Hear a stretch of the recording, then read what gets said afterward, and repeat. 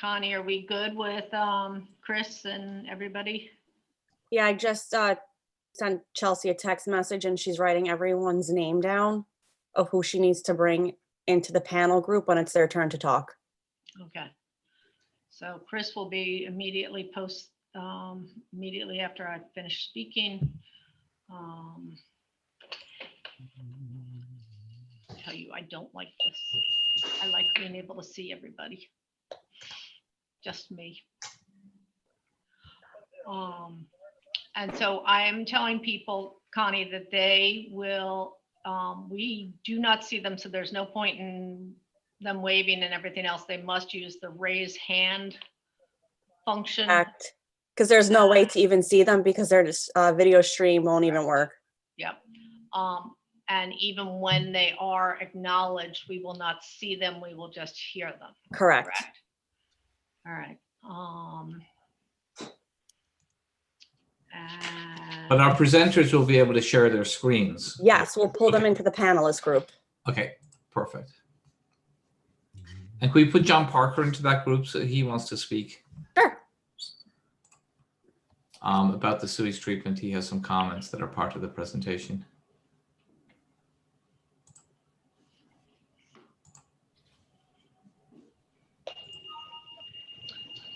Okay, I think we're, oh, Trustee Aiden Korish, you look a lot like Beth Camper. I do? Well, I'm not sure. I apologize, Beth. I'm sure that's not a great compliment. Oh, I have you on here as three separate people. yes, I'm Trustee Aiden Korish as well. Yes, you are. Oh, my big God. damn. This is a secret takeover. It's because I used a fake Irish accent It's a earlier. power grab. Okay, believe me, you don't need to grab. Okay, you can have all the power you want. All right, why don't we open the meeting and start and put up the flag, please?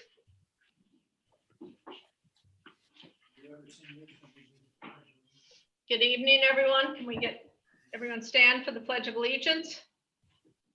I pledge allegiance To the flag of the United States of America, America, to the republic, And which stands one nation, under God, indivisible, with with liberty liberty and justice and justice for all.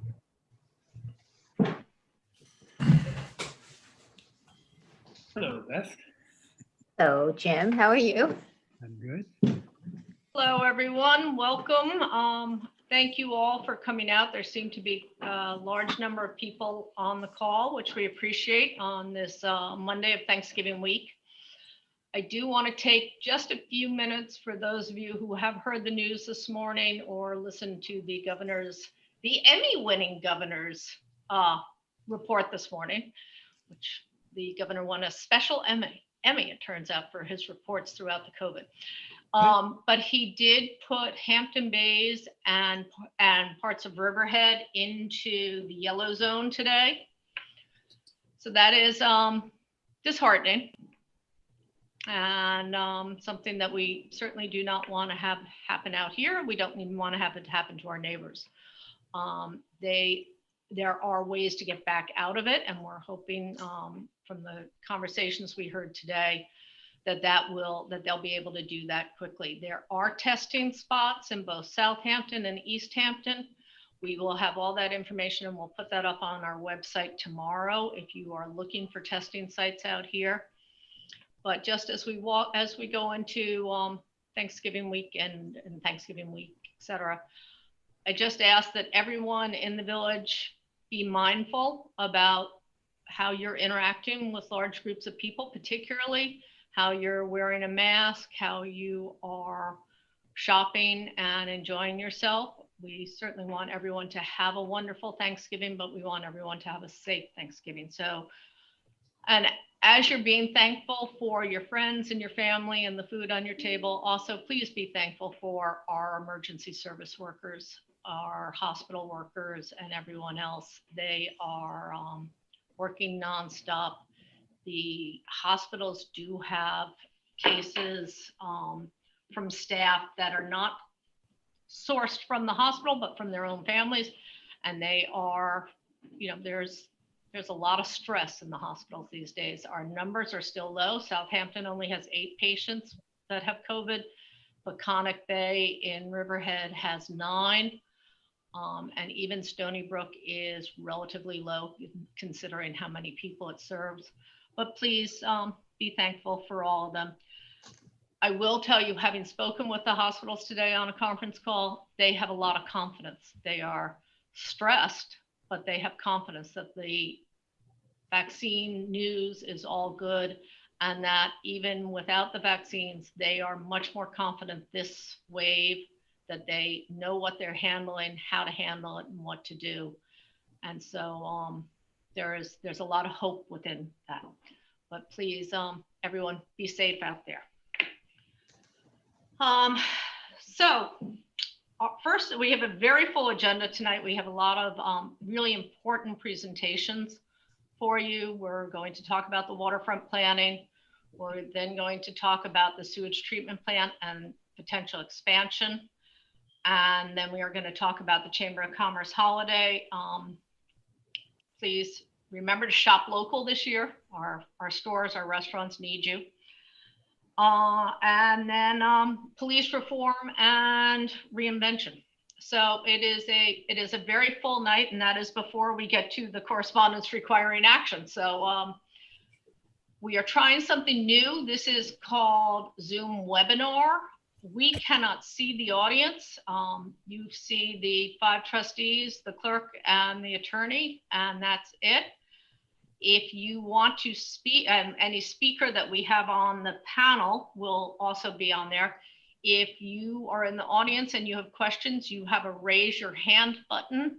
Please raise your hand and Chelsea will see you. If we, for some reason, don't see you, you can either call Village Hall, and between Beth and I, we'll figure out how to answer you and get you on there. But the raise your hand button should work. If you don't see the raise your hand button, I think you can chat and ask where it is. So with that said, we're going to move into the waterfront planning phase 2. The consultants that we have brought in have done yeoman duty to really put together a lot of work very quickly. We have a 6-month moratorium. There is a clock ticking. And I just want to step back for a minute and remind people why we're doing this and why we're doing it so quickly, and maybe take care of a couple of rumors that are out there. We felt that there was an emergency on our waterfront. We knew how many pieces of property were for sale and or under development in just one little part of our waterfront, and we know how many are being thought about for other things. We did not want to take the chance of turning our waterfront into a luxury playground filled with expensive condos. We didn't want to take the chance of filling our waterfront with giant office buildings or malls or any number of things. So we quickly put this together, and we are working at really warp speed to do this.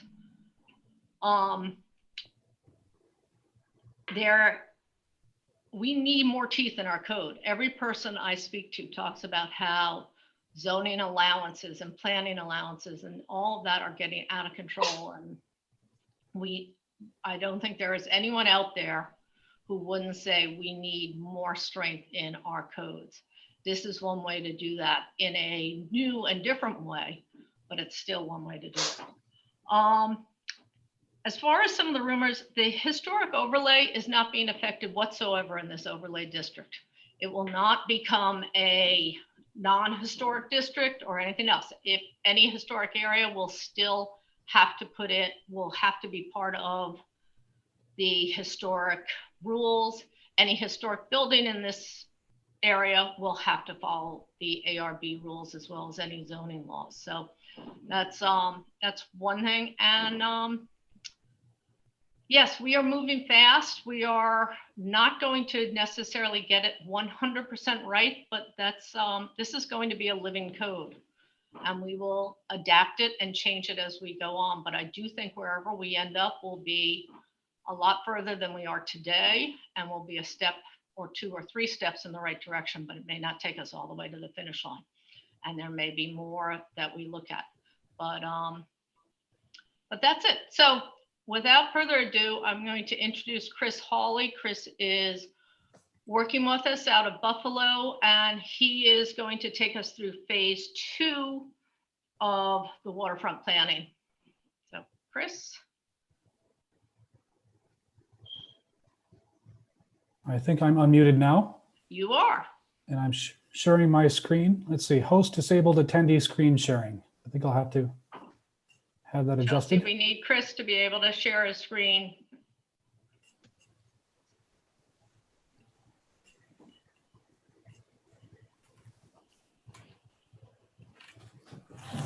Okay, we see you at least. We don't see Okay. your screen yet, but we're getting closer. Yep, we're getting closer. You can see me, but you can't see, I can't share the screen just yet. Oh, there we are.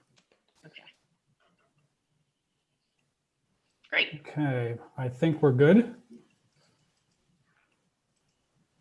All right, so my name's Chris Hawley. I'm a city planner with Chuck Bannis Design as part of the team that the Village of Sag Harbor has brought in to take a close look at the Sag Harbor zoning ordinance and propose reforms that could help better align the zoning ordinance with the vision and goals that the Village of Sag Harbor and residents have established for the waterfront. And so we're now in the middle of that project. Phase 2, which is the zoning diagnostic, which is an analysis of the zoning ordinance, its regulatory obstacles, opportunities for improvement, and proposals for reform, has recently been posted on the Sag Harbor Village website and is now available for perusal. I urge every resident that is concerned about the future of the Sag Harbor waterfront to look at this document very closely.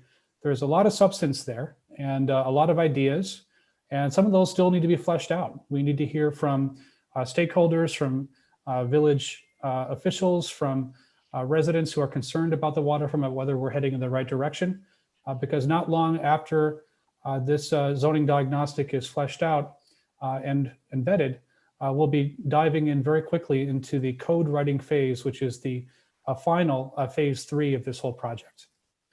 So this document, as I mentioned, is now available for download. I encourage everyone to read it.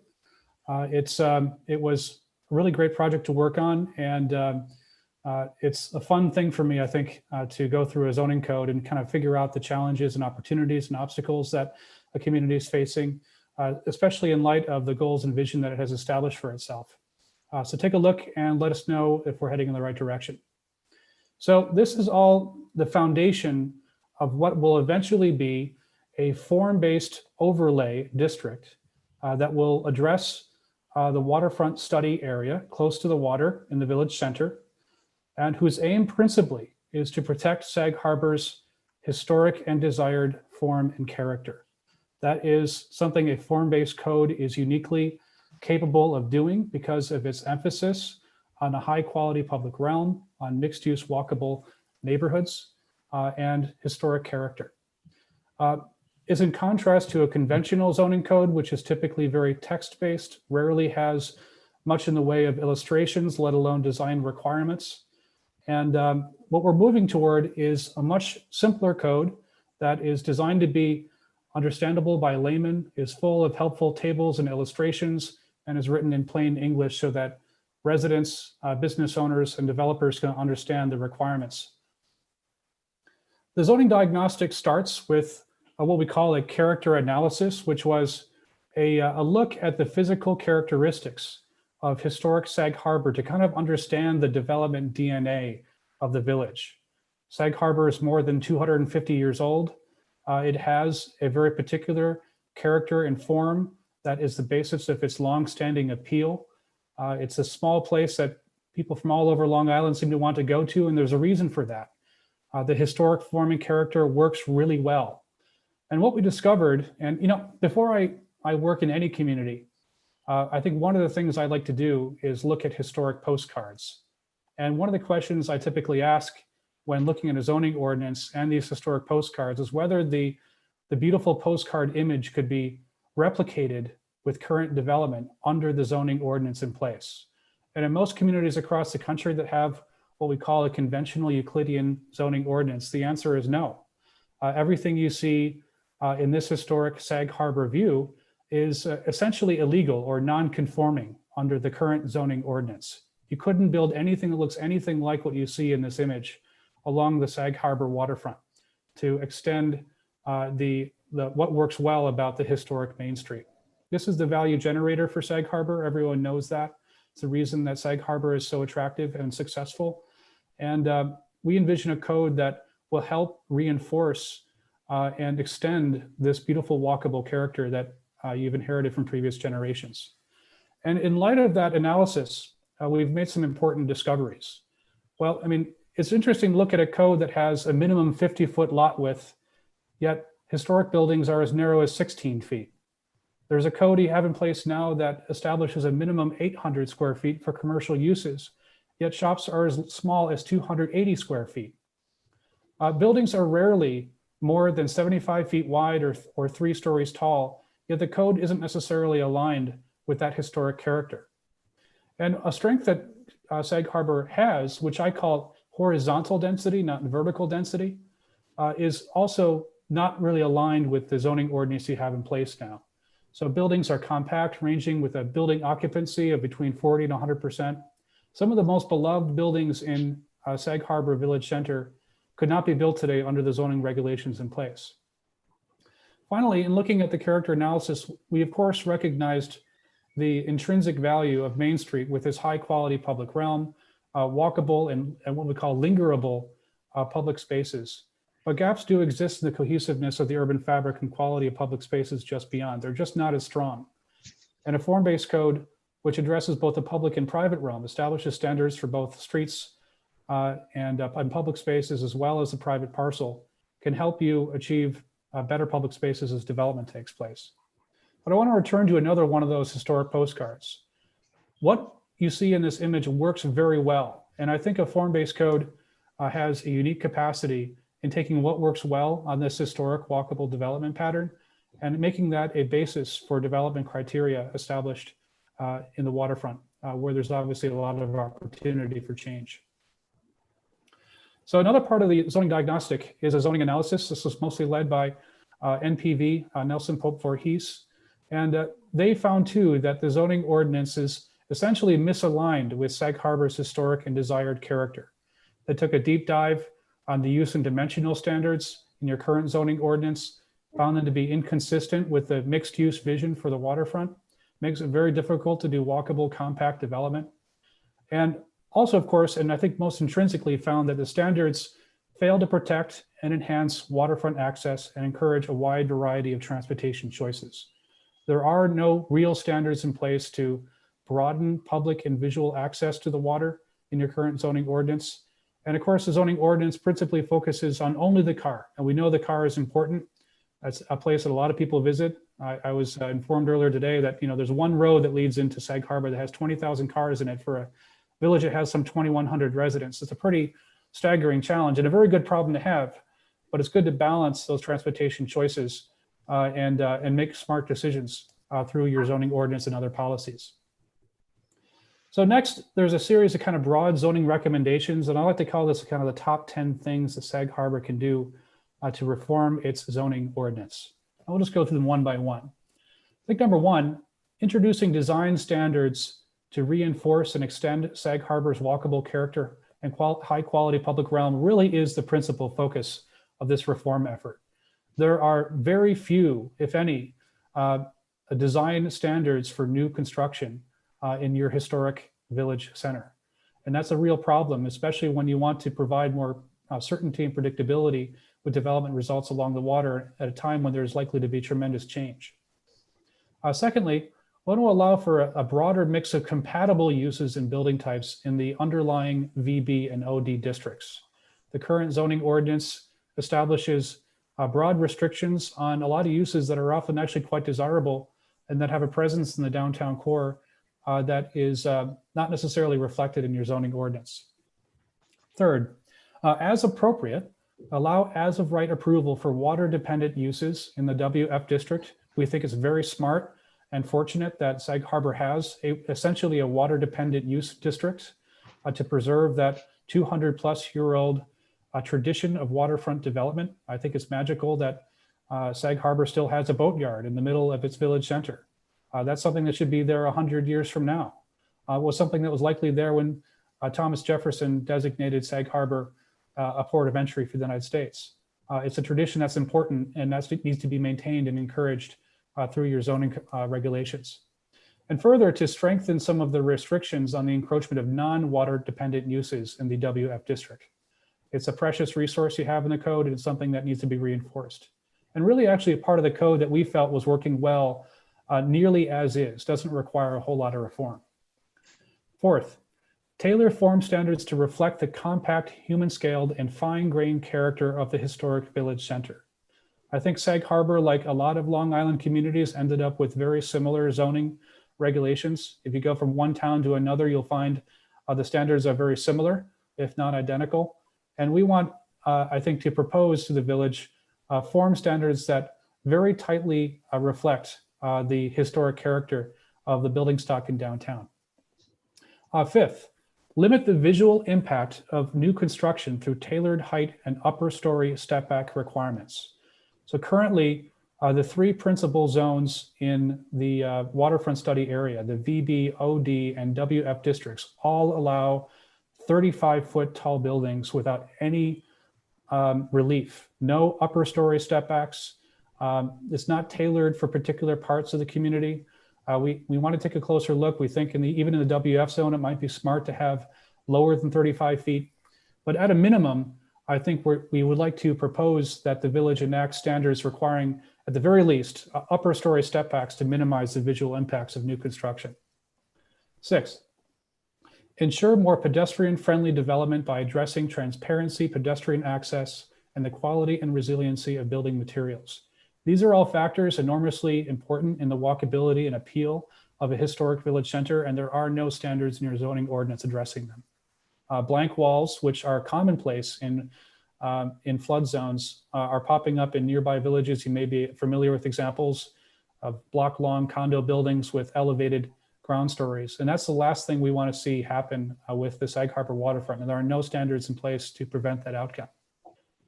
Seventh, incorporate standards and incentives for visual and physical access to the waterfront. This may be actually the most important challenge in this reform. We want to make sure you have the tools in place to ensure that as development happens, citizens enjoy an even broader access, both visually and physically, to the waterfront, which gives so much value to the rest of the village. Eighth, actually, introduce bicycle parking requirements. So you have minimum parking requirements for cars now. We think it'd be a smart idea to have minimum requirements for bicycle parking as new construction happens. As demand increases for access to the village, we think it's a smart idea to start thinking about other transportation choices as this new construction takes place. Ninth, encourage shared public parking and a wide variety of transportation alternatives through transportation demand management policies.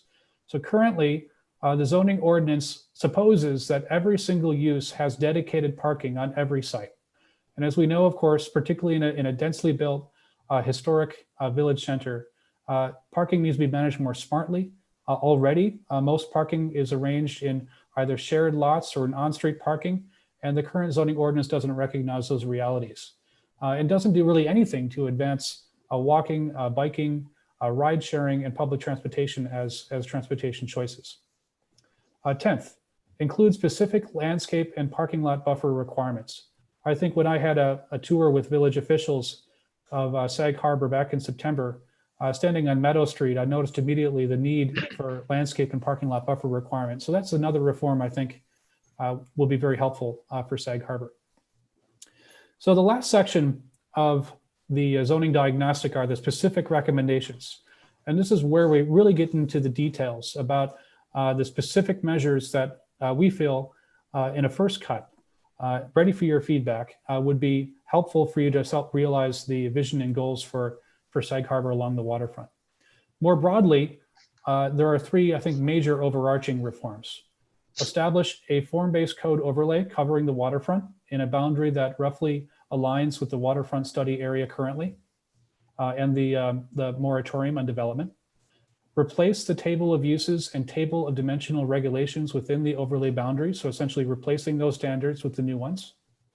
And to set up the overlay to be expandable over time if desired. So because of the time and limited budget for this particular phase, we're focusing only on the waterfront study area, but there may be reforms that are helpful in achieving development goals beyond to the rest of the village center. We'll see. Those specific recommendations are organized into certain subject areas: code, organization, and format, the relationship to the zoning ordinance, so helping you determine how the form-based overlay will be integrated into your current zoning ordinance and determining which standards apply and which don't. Building form and design, that is the most important section of the code that will establish the design standards for new construction and rehabilitation of existing historic buildings. And that is where we will be introducing most of the new standards. And it'll be the most important, I think, in determining the physical character and form of new construction and redevelopment along the water. A form-based code does address uses, of course. So we would like to introduce a new uses chapter with new use standards and make sure they're aligned with your vision. Site development and public realm. So what occurs beyond the use and the building and on the adjacent public right-of-way, those will have basic standards, I think, introduced. Definitions and measurements.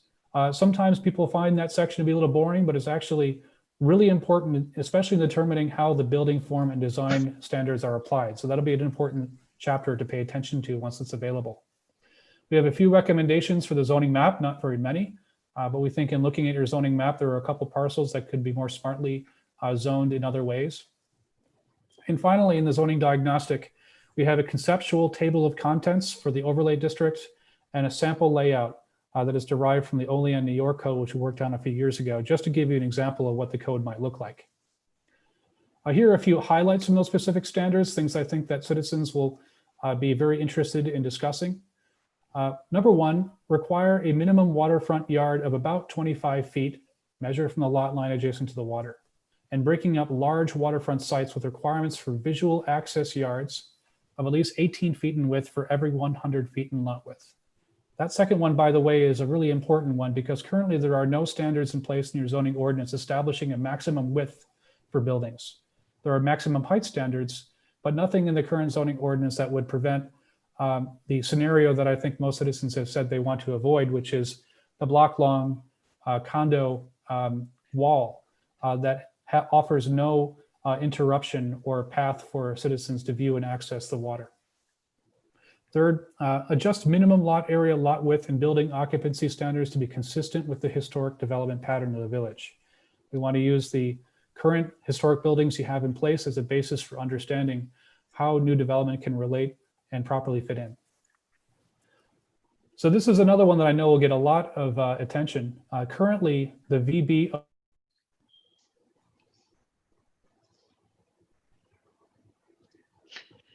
Chris, you froze. Run it. feet and 2 stories. We want to hear more Chris, feedback. Wait, you froze for a second. Can you start from the beginning again on the slide? Yeah, why don't I turn off my video because that can slow me down sometimes. Okay. Hopefully that won't interrupt my my presentation. Can you still see my presentation? You Yeah. can. Yes. Oh, great, wonderful. That will help. So in the VB, OD, and WF districts, the current zoning ordinance allows for up to 35 feet in height. And in the VB districts, that means up to 3 stories. And the OD and WF is 2 stories. We want to hear more from citizens about what's appropriate. The waterfront is a very delicate resource, and height makes a significant impact on the character of development moving forward. We think at the very minimum, the Village of Sag Harbor should establish a 10-foot upper story step back at a 3rd story, if there is a 3rd story, at waterfront sites and at sites adjacent to public parkland to minimize the visual impact of new development. So the current zoning ordinance allows a straight flush 3 stories from the sidewalk all the way up. And we think that that scale at the very minimum should be minimized and mitigated. Incorporate provisions that encourage the use of floodproofing as an alternative to raised buildings for non-residential and mixed-use buildings.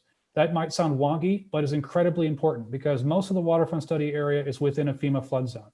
FEMA typically requires buildings to be elevated above grade a certain number of feet based on its position in the flood zone.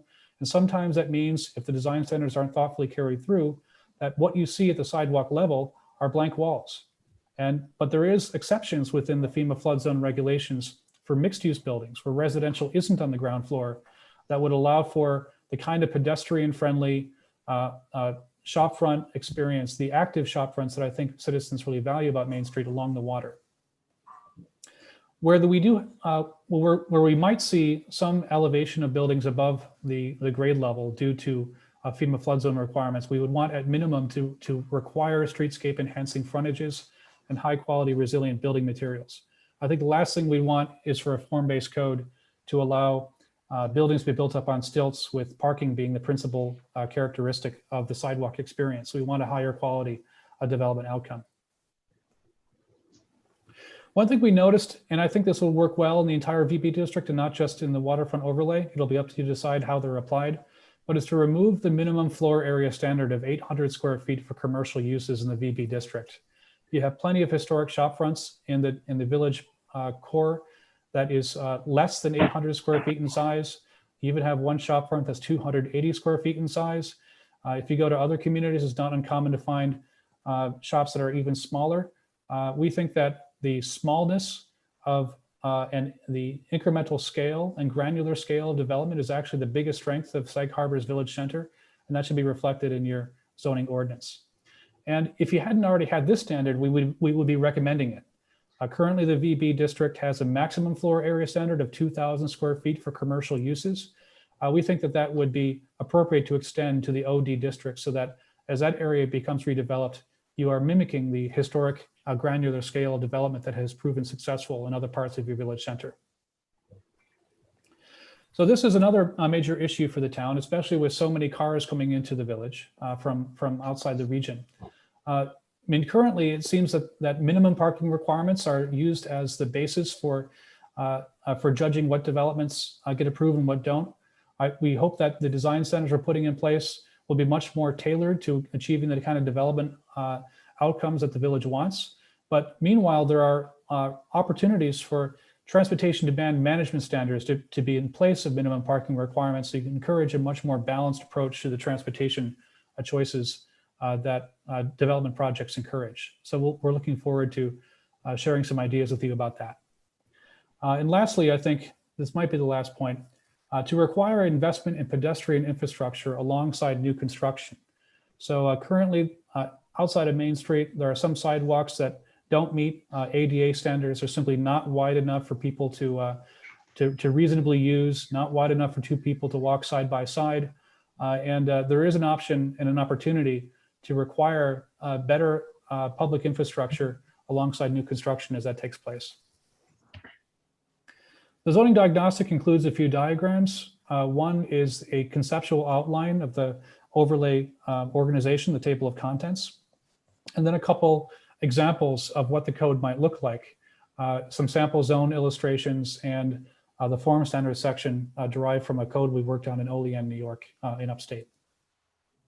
So zoning is the legal implementation mechanism for the community's vision. We think the Sag Harbor zoning ordinance is just not up to task, and I'm very worried that without reforms in your code, you're not going to get the kind of development outcomes you want, and not development outcomes that are consistent with your historic and desired character. And the form and character of Sag Harbor are simply too important to be left to chance, and certainly too important to be left to a zoning ordinance that has very little direction on form and character and design. Ultimately, we hope that this zoning overlay will be an instruction manual for building out the community's vision. That's what any good zoning ordinance does at its best. I look forward to your input. Thank you very much. Thank you, Chris. If you want to actually maybe keep that up. Connie, Chelsea, do we have people who want to speak? I'll have to sort of leave it to you to say who. Or, I see actually Preservation Long Island. I'm not sure who that is, but if you want to unmute them, we can. Hi, Hi. Hi, Mayor. This is Sarah Couts. I'm the Preservation Director at Preservation Long Island. I'm just curious. It seems to me that the code already addresses many of the concerns that are being raised in terms of form, materials, et cetera, et cetera. This is all covered under the ordinance for architectural review. And that, as you know, it's been in place since the 1970s. And the village was able to navigate through some, very serious waves of commercial and suburban redevelopment since the 70s using its code as it exists now. There were some changes to the code that were made that I think could be, beneficial in terms of the process of review. So putting back notices. Right now, there's no requirement. It was changed in 2018 that there would be a certain period of notices, public notices. That's no longer the case. That all decisions will be reduced to writing. That's no longer the case. So there's been a lot of changes that diminished the existing code. And I think if you put those back, that would, help get things back on track in terms of allowing the community to see what's being proposed and give good feedback. Because right now people have to wait until there's some sort of hearing announced, and they usually don't find out until the day of. And as you know, a lot of people are, living in other places or working elsewhere. So it's difficult for them to get back to the village to participate in hearing if they only hear the day of. But otherwise, in terms of materials, the massing scale, all of this is stuff that the Board of Architectural Review and Historic Preservation is empowered to review as far as I understand the code. And like I said, it worked for many, many decades. So I'm just confused about what's happening now. I think maybe part of it is there's been a lot of variances. There's been a lot of special permits. And one thing that I am concerned with is bringing in this whole new chapter of the code for a specific area only of the village. You're going to have a lot of confusion. It's going to be very different from everything else. And again, I don't know if it does anything that the code doesn't already do. And you can always get a variance, I guess, is the Well, even that's exactly. you I'm could sorry, get go ahead. variance. Yeah. That's exactly one of the things that we are trying to avoid is you can always get a variance. We are trying to create a more standard code that lets people know what to expect as they buy or as they begin to design on a piece of property. And as I said at the beginning, this is not going to take the place at all of the Architectural Review Board. This is a zoning, so this is really, this is truly going to help the zoning and the planning more so than the Architectural Review Board. They will still continue with their rules. Chris, do you want to add anything to that? Yeah, I would say that, sometimes I thought that form-based codes address architecture. They can. The Sag Harbor waterfront overlay will not address architecture. We don't want to interrupt in any way with the role that the Architectural Review Board plays or in the historic overlay and the role that plays. But we have noticed, I think, troubling and puzzling standards in the zoning ordinance that not only not reinforce the historic character, but in some ways actually prohibit the historic character from being replicated. And a great example, I think, is the minimum lot width requirement of 50 feet, the side lot requirement of 5 feet on either side, the maximum building occupancies, which can be awfully low compared to what you typically see in your village center. There is a lot of urban design features that are simply not addressed or are addressed in a way that actually are prohibitive toward new construction that is sympathetic to the historic character of Sag Harbor. And I think those are the areas where we want to zero in.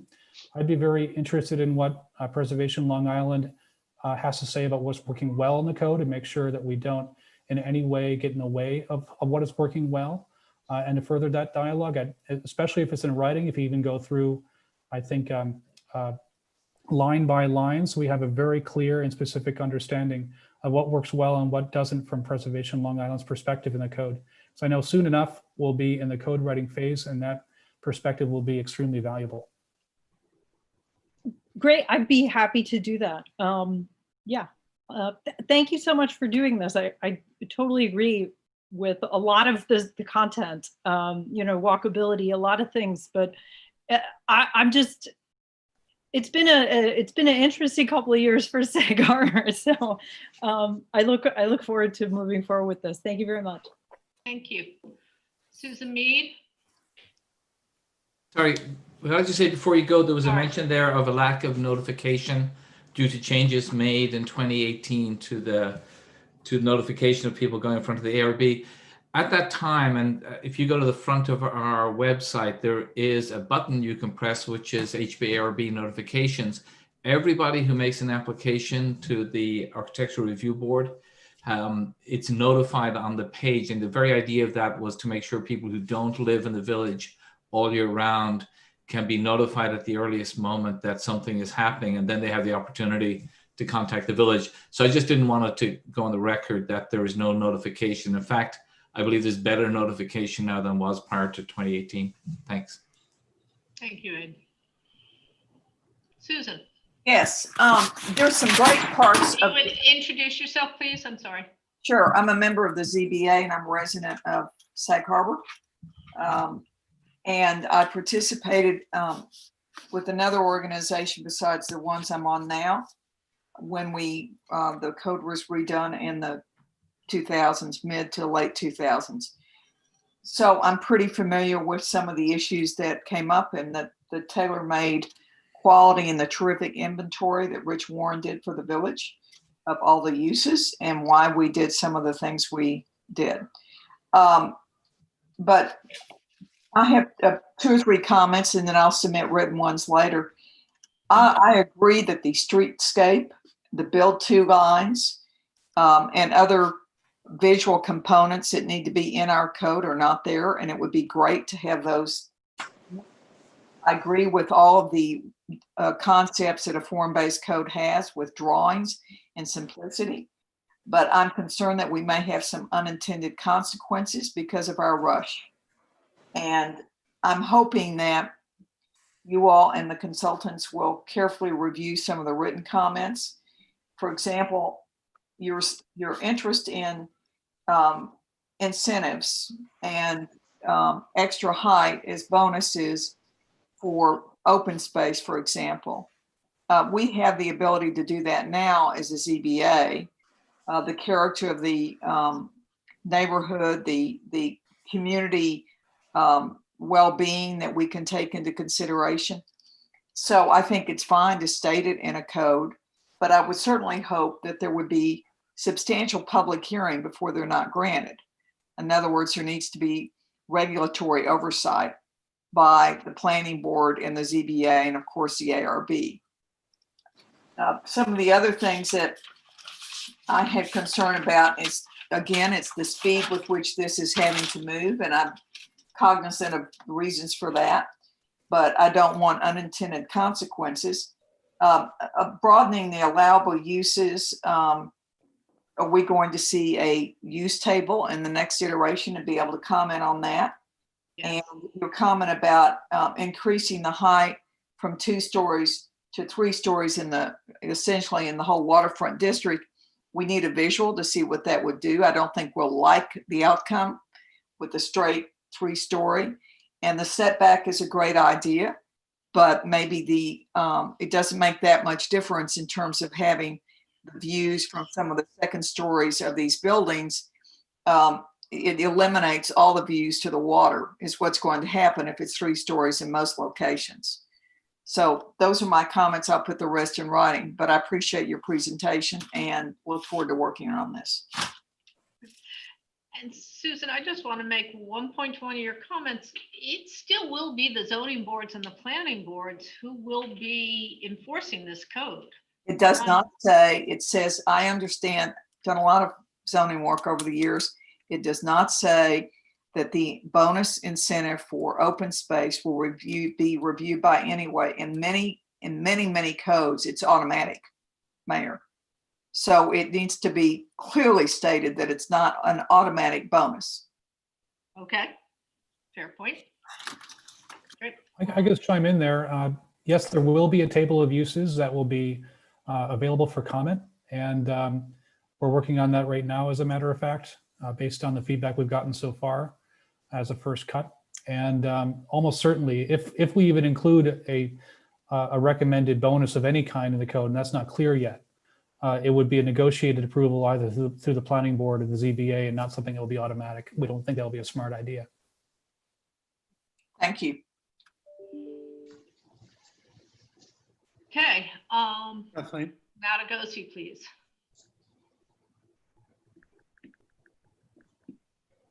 Matt, if you can, when you're unmuted, introduce yourself and where you live, your interest in the village, please. Good evening. Could you hear me? Yes. Oh, there I am. Good evening. My name is Nat Egozi. I own the Sag Harbor Inn.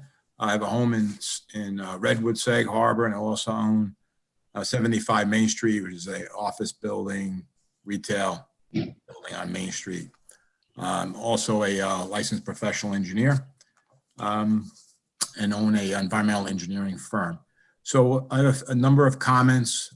First, I want to thank the board and mayor for moving forward on something like this. I mean, frankly, to Chris's comment and his team, who are doing a good job and remarking how did we get to where we are and not be in, quote, maybe worse shape than we are, which is sort of implied based on some errors that are built into the code, is somewhat simple in that postcard that you see there, most of those buildings were owned by the people that ran the shops. So they had a certain sentimental value, emotional value, and they're part of the community. Secondly, I would also generalize by saying that on the valuation basis, the value of the real estate was substantially less back in the day. But what's happened over time are two things. Obviously, the real estate has climbed significantly, providing advantages for other people to come in the marketplace. And also the ownerships have changed where the owners of the buildings aren't part of the community at all. So for those two reasons, I think it's wise for the village to be moving forward with this. We don't have the same kinds of owners of buildings that are part of the study area, or for that matter, even on Main Street. So it does make some sense. I also want to comment from my own personal experience.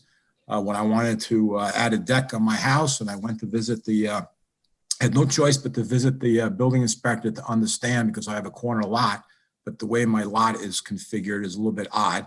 The question is whether or not I had a rear lot or not, or did I have two side yards and on the setback. So I think the diagrams are not only useful for enforcing a code or providing information to the architects and engineers that are developing plans for developers and owners, but they're also useful for owners who themselves are trying to figure out what to do with their own property. And I would suggest there'd be significant savings to the building department and also to some of the boards when a property owner can look at the diagrams and figure out for themselves how high can they build a building, what is their rear yard and what is their side yard, just by looking at examples in the diagram, because the way the code is written right now, it's not that easy to interpret that, certainly for a layperson. So I think there's some saving potentials there. So I like the idea with the diagrams. I'm a little bit confused why, another subject is why we would replace a dimensional code with a form-based code. I'm asking basically, why wouldn't we keep the dimensional code, but also add some of the aspects of the form-based code? I guess to properly answer that question would take some time. There was a comment earlier made by somebody about rushing into this, and part of that could very well be based on the added work that's necessary to evaluate the real authority that the zoning board has or the architectural review board has in relationship to any change, and how those boards would interact with this along with the zoning board. So it would take some time to understand that interaction. I've heard a variety of people make comments about that, something to the effect of, don't we already have this already covered? Don't we already have the authority within the zoning? Don't we have the ability to grant variances at discretion and get public input? The subject of variances is always troublesome. I think there's the comments about how to interact these different boards with regard to the zoning board seem to make sense to me. I didn't particularly, though this subject, I didn't particularly see any justification for legalizing the use of bicycles on Main Street. I would suggest that the police chief and others might want to review that, as well as shopkeepers. One of the distinct characteristics of Village of Sag Harbor, I know myself as a kid when I didn't even know any better and I was riding a bike and a police officer stopped me and said, "Hey, what are you doing riding a bike on Main Street? You're not allowed to ride on Main Street." It's one of the characteristics of Sag Harbor. If we start seeing bicycles running up and down Main Street, what we have now is, besides having the congestion of cars, we have bicycles everywhere and we have perhaps hazards to the pedestrians. Sag Harbor has always been a walking village. We've always encouraged people to walk. That's one of the distinct characteristics. I see the point about having bike racks and perhaps making bicycle accessible to some limited areas where you can access the village by bicycle. But once you're in the village, the street, particularly in the business area in the water district, I would not see it beneficial to allow bike riders to be everywhere. And a lot of the people that come to the village are coming for the first time. They're not familiar with a lot of different issues. So they're just not familiar and could become somewhat of a hazard. And my last comment here is environmental, and it relates to the phase 1 work that was done. So I have a question for Chris, is how do you interweave comments that you're receiving in writing or in these meetings into your work product? Because I see that we're moving rather quickly. So I see some of the comments provided on phase 1 are not reflected in phase 2. So I don't know when these comments get reflected, but fundamentally from an environmental perspective, there hasn't been a lot of consideration in this work product on environmental areas. And that's clearly a deficiency in the current zoning that could be improved. Folks that should be connected to the sewer, that have direct access to the sewer, are not. And also how projects get developed. I get the part about providing alleyways to provide access to the water from the street so the public can access in between various lots. So you don't have 200 feet of just building facade, you have access. But I also see we could have some very specific requirements about how to handle everything from trash to noise to odors and other things that affect the environment, because people do want to access the water, but they don't want the nuisance of seeing garbage or smelling things that are not appropriate. So anyway, those are a group of comments that I have, but I specifically a question, which is how are comments incorporated in these work products by the consultants? Well, I'll just chime in there. We've received a lot of comments very quickly, and we're updating our understanding as best we can as we move forward. I know I want to make sure that we reflect every comment that we receive as best we can. I think there are some areas of regulation that aren't necessarily within the appropriate realm of a zoning ordinance, or perhaps other sections of the city code. But I wouldn't mind having a conversation with you later, Nat, about specific elements that might be appropriate to reflect either in the zoning ordinance, or if not in the zoning ordinance, then at least as follow-up suggestions for the village to consider in other updates it might want to make to its city ordinances. I'm happy to do that. And I do want to comment that working all around Long Island into New York, if you pick up the Sag Harbor zoning code and you compare it to most other communities, it looks almost exactly the same. Oh yeah, we noticed that. And meanwhile, those communities look nothing like Sag Harbor. And most of those zoning codes were all written with the idea of how subdivisions get done on land that was never developed. Correct. And I think that's an alarming thing actually about the current zoning ordinance for Sag Harbor is that, and I think the postcard image is instructive, because one of the reasons that this has worked so well is because it was built before your zoning ordinance is in place. And if this was a greenfield site and you were using your current zoning ordinance to try to produce something that looked anything like Sag Harbor, you couldn't do it without dozens of variances. And I always thought that's always a red flag for a zoning code in a historic community. At the very least, a zoning ordinance in a historic urban environment, from a small town to a large city, should allow what works well in its historic development pattern. That's a principle me as an urban designer and as a historic preservation planner always follow, and something I'd like to see reflected in the zoning ordinance updates for the waterfront. Sure. Well, anytime you want to contact me, I'm available. Thank you. Great. Okay, I don't see any other public, so I believe Trustee LaRocca, you'd like to. Bob Weinstein has his hand up. Oh, sorry, Bob.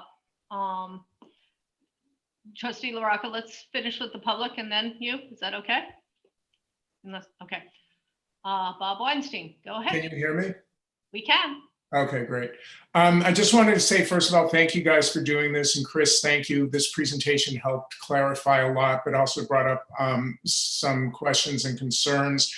And I'm actually talking for the Board of Safe Sag Harbor. Several of our members, unfortunately, weren't able to log on to the Zoom session despite valiant efforts and Beth trying to help them behind the scenes. They just weren't able to get on. So we will be submitting a letter to the board with some comments and questions and concerns, as well as thanks for where we are at this point. So I just wanted you to know that. I won't take any time now with any specific comments, but just be on the lookout. We'll try to send it hopefully before the holiday. If not, then shortly after.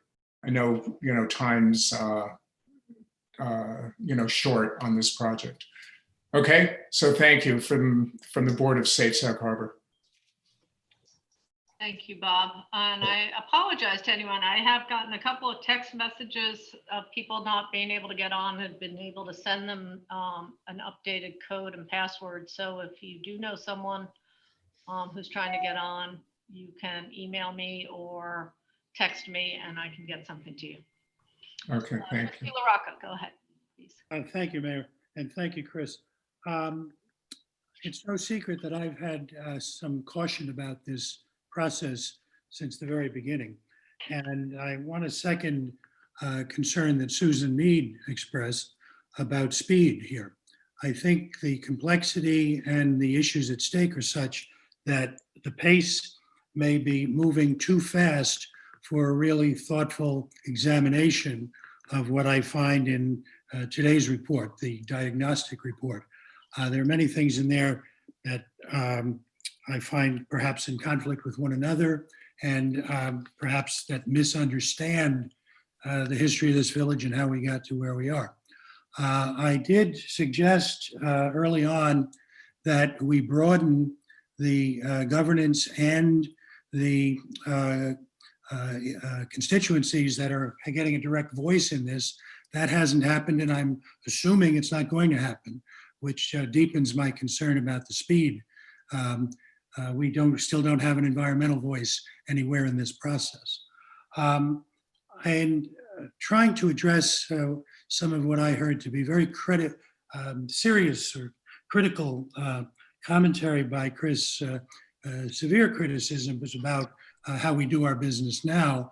I'd asked for comment tonight from the study group on a recent article that describes a live case in real time in the village involving the raising of a small house and the attempt to replace it with a much larger one. I wanted to use that as an example, if you could, explain what you know about how that case is proceeding with how it might look under a form-based zoning. And frankly, I've done my homework and I don't understand what the difference might be in how much thoughtfulness and examination of the real issues would go on under form-based that didn't and is not just going on right now in that particular case. So Chris, if you're not prepared for that tonight, I understand we are moving very fast, but I would like at some point to hear a discussion of what's wrong with what is reported in our paper this week and how would it be different under the form-based code?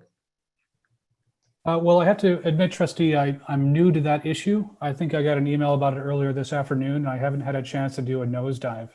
But I think as a general principle, it's useful for a municipality to have as much of its vision explicitly stated and reflected in the zoning ordinance as possible, and that the broad range of potentially bad development outcomes are thought through and prevented through very specific form-based standards. I don't know how that relates to this particular issue. I don't understand all the nuances around it. I'm very curious because certainly there are development issues that are ongoing as we're pursuing this reform. and it's useful to understand what those are. So I will look into it and perhaps have some comments later. But as a general idea, that it is useful for a municipality to have its vision as explicitly reflected in its zoning ordinance as possible, and for those standards to be exceedingly specific and rigorous. So currently in the waterfront study area, I mean, basically the zoning ordinance establishes a allowed set of uses, a couple minimum setbacks, a minimum parking requirement, and leaves the rest to chance. And that's a very precarious position for any municipality to be in if they're trying to get a very specific historic and desired character reflected in new construction. So that's my principal comment. I will take a closer look at that issue. And if I have any comments, I'll certainly pass them along to village staff. Thank you for that. I'd just ask Chris, there are many things in the report that I don't understand. For example, talking about side yards, for example, in the waterfront district. I don't know where that would apply. And Well, a 25-foot setback and so forth. We have setbacks. I don't want to engage at that level now because the schedule that we have set for ourselves and the good people who are following it tonight, we're not giving ourselves enough time for this level of change to municipal business. And I think we need to think about this schedule and broadening the base of constituencies and voices that are in it so that we don't make matters worse. I think it would help if the professional team had a fuller understanding of how we got where we are, because your language is very condemnatory about the existing code, and by implication, some of the work of the good people who volunteered are doing it. The reason I pointed out that case today is because that's real time, and I think our board is getting it right. I think I mentioned the other night, we won a case in court last week or the week before where we fought on behalf of the code and on behalf of the village, and we won. So we have a stronger record, and I think that stronger record argues for a more thoughtful participation by more voices here, and to broaden your understanding and to contrast some of these proposals that maybe they work in Olean. Olean's 8 or 10 times bigger than we are, but I don't know that everything I'm reading here tonight addresses some of the real issues in the village. And I'll stop there. See, Korish, do you want to mention anything? Then I see Tim McGuire is also. No, I'll defer to Tim for now. Thank you. Okay, Tim, are you unmuted? Seemingly not. Can we unmute? Getting closer. Can we unmute Tim? Tim, maybe you can unmute yourself. I'm not sure. No. Yes. Okay. Yes. Sorry, my name is Tim McGuire. I'm chairman of the Zoning Board of Appeals in Sag Harbor. Just 3 quick comments.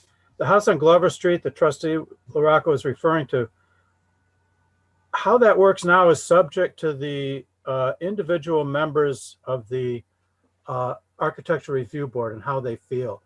There's nothing particular in the code that gives them any guidance on that. So as some of us who have been here for a while go back, and depending on who was on that board, and also on the zoning board as far as that goes, the decisions can vary radically. A form-based code, if we were to expand it beyond the waterfront, would give us more tools to have some consistency in the decisions. The second point I want to make briefly is the time thing. I've made the point that what I felt and was, I thought we were in an emergency situation where there are several major properties that are going to change hands, and that we need to do something right away so that we have some control over what happens. And we can always double back and change this as we go along. This is not the 10 Commandments that are written in granite and we can never go back. And as specifically from the viewpoint of the zoning board, because a huge percentage of the properties in Sag Harbor are already non-conforming to the code, it is very, very difficult to go to the code and figure out what the code wants you to do. Every little thing requires an exception, and it just becomes a question of what kind of exceptions are reasonable to be made and what aren't, and that becomes very subject to the individual whims, if you will, of the members of the board at that time. And we think, or at least I think, that a form-based code would give us just a little more concrete guidance on what's going on. So thank you very much. Right, And if I could just give Tim a very quick answer. Understand, I'm not objecting to fixing the kind of problem you just described. I agree with your characterization of it, by the way, and I've had for a long time. But I think a wholesale, fundamental change in a code of this dimension in this time frame is very risky and could turn out badly. We are already an hour into our meeting. Susan, if you have something very quick that you want to add to the conversation, that would be great. And then that will be our last comment, and we will move on to our next agenda item. Susan Mead. I think to suggest that we should have a form-based code village-wide is not something we should even be contemplating at the moment. This should be a very limited, targeted, surgical matter, not something we even imagine should be applied village-wide. So noted. All right. Thank you all very much. There will be a lot more discussion on this. There is a place on our website where you can download the entire phase 2 and read it carefully. There's also a place on that same page where you can put in any comments. We also are creating a frequently asked questions page on that area, and that will be up soon if you have very simple questions. And we encourage everyone to come to these work sessions and continue commenting and or writing letters. We will be, we as a committee will be reviewing all the comments as we have been, and we'll continue moving forward. Next on the agenda is Mark Wagner from Cameron, and we are going to talk about the STP Master Plan Progress Report. Trustee Korish, do you want to do any kind of introduction here? Yeah, I just wanted to introduce Mark Wagner to everybody of Cameron Engineering. Cameron are engineers of record for the sewage treatment plant and are also authoring our master plan, which sometimes I hear referred to as expanding the sewage treatment plant. That's not the case. We're expanding the service areas of the sewage treatment plant to take advantage of excess capacity. So anybody out there who's concerned that we might be, adding on to the sewage treatment plant, and that's not the case. We have excess capacity that we want to use in the most efficient way possible, with the guiding principle of reducing the amount of nitrogen entering into our waterways. So this is a progress report tonight, and I'm going to hand the floor and the microphone over to Mark. Thank you. Thanks, Aidan. I'm Mark Wagner. I'm with Cameron Engineering. I'm a partner there. I've been there for 35 years now and involved in wastewater projects for like 45 years. My discussion won't be as exciting or as pretty as the previous topic. Everything I deal with is below the ground and usually smelly and what have you. But without the sewer system and the sewer collection system, the downtown would definitely be different than it is today. What I'd like to do, Aidan, I have two colleagues with me. I have Michael Keane, who heads up planning, and I have Natalie Cloud. She's much more adept with the IT. We have a very brief PowerPoint. If she could share the screen, Natalie Cloud. And I'll be brief. I'm going to make up a lot of time so that this doesn't go on too long, and then I'll open it up for questions. Could we give Natalie and Mark's other colleague access? Okay, I see Natalie's got her hand up. Hello? And if Natalie could get the screen, that'd be great. I'm sorry, Mark, the other gentleman's name? Michael Keane. Okay.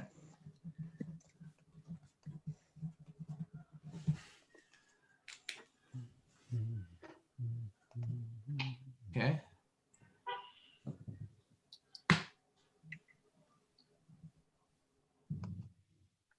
Mark, are you sharing your screen? I think Natalie's, because she has more access to the files. All right. Natalie, you going to share or you need I think I still need access. Chelsea's making her a co-host. Okay, thanks.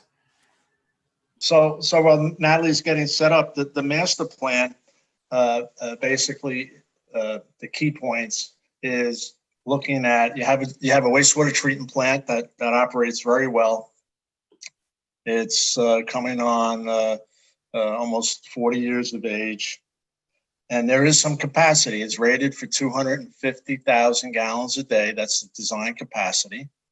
And presently, the peak in the summer, although it did not happen in 2020, and we all know why, the pandemic definitely had an impact. The peak is typically 150 during the summer months. That would leave theoretically approximately 100,000 gallons of capacity. From my experience in operating facilities, the design capacity of the treatment plant is not often represented what you can actually put through the plant. Meaning, right now the plant enjoys some spare tanks. The operators have some flexibility, but if you were getting anywhere near the 250,000 gallon per day design capacity, it would be a much more difficult facility to operate. With the backdrop of speaking with the sewer committee when we started off, we developed, Natalie, if you can go to the next page. We developed some key points that we wanted to make for this interim project report. So the key items from meeting with the sewer committee were determine the available capacity. We believe it's plus or minus 90,000 gallons per day. Look at the potential build out within the existing 7 sewer service areas. We did a pretty extensive study in 2014 for Suffolk County on the land uses and what was allowed. And we also, in this past summer, we did some ground truthing to see if there were any significant changes from the land uses from the 2014 study.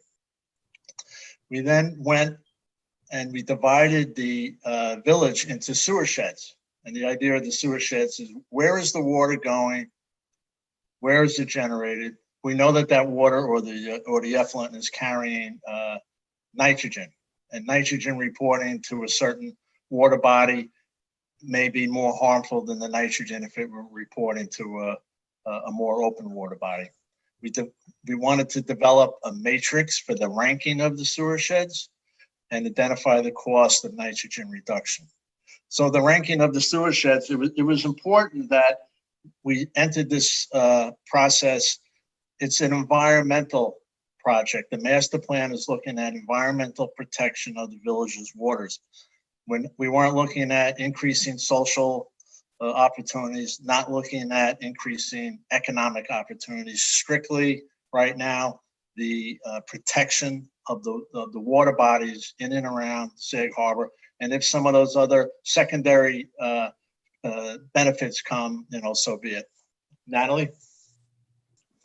So the land uses that are currently within the sewer service areas, again, I don't want to go describe everything, but you'll see a darker outline along the waterfront, and that is the waterfront overlay zone that was discussed prior in the first presentation. So you can see the core of the sewer areas in the town follow Main Street and spread out a little bit to the east and to the west along the waterfront. Currently, only 12% of the parcels in the village are sewered, and 88% of the parcels are unsewered. Natalie? So we went and we divided up the village into sewer sheds, and we said, well, how are we going to do that? And we took some key parameters: the depth to the groundwater, elevation and travel time to the waterways, groundwater flow, where does this water effluent show up, amount of the nitrogen in each sewer shed, and the soil characteristics. And then from that, we developed a matrix using these characteristics, and we assigned the weighting. And from that weighting, and that weighting is adjustable. At this point in the study, we have not added cost, and we know that cost is always a primary factor, but we wanted to get to the critical areas based strictly on an environmental basis. The next step will be to add the costs. That. So you can see these letters and the different shading within the village. So what's interesting about the village, everything within the village boundaries is considered the sewerage system, but only certain areas, that 12% I talked about 295 parcels, are in sewer service areas. If you're not in a sewer service area, you're in what they call an unserved area. So basically we went through, we developed the lettering, and we came up with a score sheet. Natalie has an example of a score sheet. I don't know if you can see it. But it takes the watershed designation and notes the number of single-family parcels, multifamily parcels, where the water is reporting to, and based on the weighting, travel time, based on the weighting of these characteristics, we come up with a score for each sewer shed. And what we did here is you can see the different factors that are weighted: effluent, groundwater protection, directions, amount of nitrogen, density of nitrogen pounds per day per acre, where is the groundwater, number of parcels that are non-vacant, number of buildings within 10 feet of very poorly drained soils. And we come up with a score. And the score, the raw score, the highest is a 2.6, and it goes down. The red, the orange, and the yellow are the more critical. And then as you work your way to the bottom of the table, it's green. So the preliminary comments that we've received from the sewer committee is that some of the sewer sheds could be unfairly unbalanced, and that some cover a larger area than other ones. And we're going to go back and redefine that. But we think that the template and the rating will probably not change the rankings all that much. There may be more watersheds with similar scores. Natalie? And here, this gives you an overview of the scores and the sheds. And what's interesting, if you go down by the water, you'll see J, and you'll see L, and you'll see K, and even parts of I that are near the sewer service areas. And they're coming up very high, because as you move towards the harbor, you move towards high groundwater. You move towards more density. You move towards a shorter travel time of the effluent to the receiving water. So it kind of makes sense. And as you pull back away from the downtown area, you go further south, you see the scores start to lower. But one of the points the sewer committee made, if you see the one in the middle, watershed I, it's a large watershed, and it's coming up fairly high, and rightfully so, that we're going to go back and redefine some of these boundaries. And the boundaries are somewhat arbitrary in that we're looking at it, how would you sewer a system? So you're going to follow roads, you're going to follow other physical attributes present in those locations. So the preliminary findings, and this is common sense, there's insufficient capacity to conduct major sewering of the village. And when I talk about major sewering, I'm talking about connecting to the existing plant. The plant has about 90,000 gallons of capacity. If you took all the other parcels in the unsewered areas, the total flow is upwards of 500,000 gallons. So you would have to have, if you connected everybody in the village, your plant would have to be, a 750,000 gallon a day plant. So my understanding is that the interest in expanding the plant at the current site is not as great as possibly investigating an alternate home for the facility that might be located away from the water in a less risky environment. One of the topics that the first presentation made hits on some of the same points for the sewage treatment plant: climate change, sea level rise. The facility is located 10 feet off the bulkhead down in the middle of the harbor. What would happen in a sandy type event? So there's, at the very least, there has to be some hardening of the facility in the near term, and in the long term, make a decision whether you expand at the site or you consider alternate sites. Reserve the bulk of capacity to downtown commercial areas. The 90,000 gallons is equal. If you took a single family equivalent, you're looking at 300 homes. So you're looking at 300 homes versus there's probably 1,700 single family homes in the village. So the key and the heart of the economic engine to the village is the downtown and the waterfront area. So we believe that presently, right now, that 90,000 gallons should be reserved, for the most part, not all of it, for the downtown and also the waterfront overlay zone. We don't know exactly right now what the build out could be. As I see, it still has a ways to go, but certainly you'd want to maintain some capacity for whatever comes out of that study. Consider connecting the critical areas adjacent to the sewer areas. It's a lot easier to connect a sewer shed or properties that are located in proximity to the existing sewer service areas.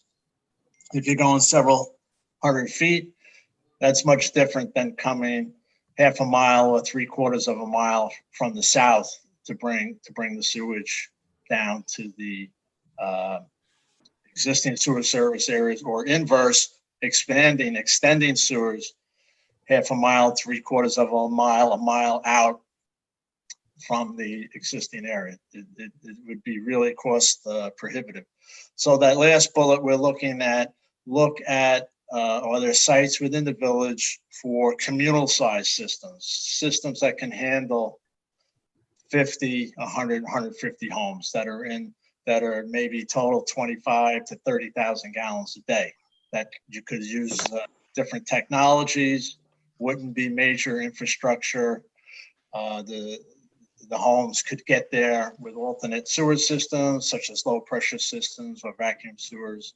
You're not looking at the heavy capital intensive of gravity sewers, manholes, etc., that are associated with more traditional sewering. Okay, Natalie. And the next steps as we move along here, a finer delineation of the sewer shed boundaries. And that means going back, restoring, reshaping, the build out of the waterfront overlay zone. We're really curious. Up on the exhibit that's on the screen now, it's that purple color. That is the current study zone as we know it is. And you can see it leaks into some of the sewer sheds adjacent to the existing sewer service areas. Further analysis of non-residential parcels. There are some other parcels in the village. I have here Pearson high school, a number of churches. Should they be considered for sewering, or more appropriately, should they be considered to have their own system at their site to take care of their own flow? Very important, developing the cost information on the sewer extensions. We know that Gravity, the gentleman or the people who just did 48 Madison Street, I haven't seen a cost on that, but it was heavy construction. It went several weeks. It was probably a very costly venture to extend it 150 feet. We'll be looking at communal systems. We'll be looking at, the village does have a code in place for IA systems when they are required. So we can definitely look at what is for these IA systems, what is it costing for the homeowner to remove a pound of nitrogen? Is there a more cost-efficient way of removing nitrogen if you get a couple of those homes together? Or some of those homes that are close to the existing surface areas? Does it make sense, instead of them going for an IA? They may not be able to go for an IA due to high groundwater conditions. Does it make sense to connect them up and see if they're entitled to a grant similar to an IA grant that allows them to connect with an innovative low pressure system at half or a third cost? And lastly, there's been some discussions with us in the sewer committee on developing a concept document for a village-wide wastewater management program. And this basically is, the county has looked at this a number of times, but there are communities in the United States that say, wait a minute, we're all in the soup together, so to speak. And everybody within the village inures the benefit of the village having an excellent performing wastewater treatment plant. But presently, only those 12%, my understanding, 12% that are connected are paying the freight, so to speak, for the cost of the upgrades and the annual O&M costs. So in essence, the other 1,600 parcels that are putting out nitrogen far in excess of what the plant puts out. The plant puts out consistently less than 10 milligrams per liter of nitrogen, usually down at 5 and less. And a single family on-site septic system is probably putting out anywhere from 50 to 65 milligrams per liter of nitrogen. So here is a concept for how does the village, on a fair and equitable way, engage everybody that lives in the village to some extent to pay for protecting the waterways. And of course, what they get out of it, they could have their systems maintained, their systems pumped out, if appropriate, get it swapped out with an IA system, so that there'd be a mechanism for raising funds to take care of not only the STP, but for the management of on-site systems throughout the village's boundaries. And with that concludes my presentation. Thank you very much, Mark. That's pretty informative. I hope everybody managed to keep up and get an understanding of the breadth of this study and how important clean water is to everything else we talk about in the village. And Mayor, I'd hand it back to you if anybody has any questions from the public. Great, thank you very much, Mark. That was really good. Yeah, I wish we could do them all, A through K.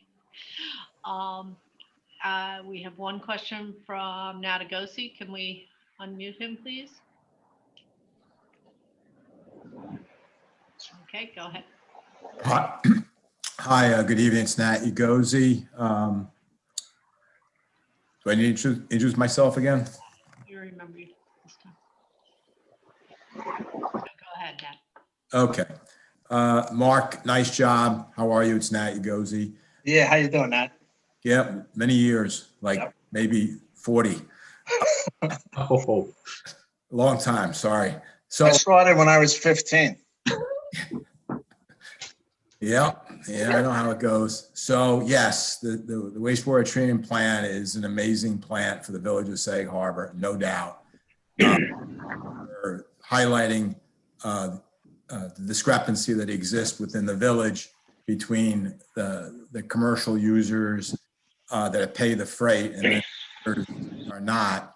In fact, that was part of a lawsuit by a lot of the business owners in the village against the village, and ultimately that settled. So some of you on this, as part of this meeting might remember that, some of you might not, but it definitely related to the disparity that has existed for all these years.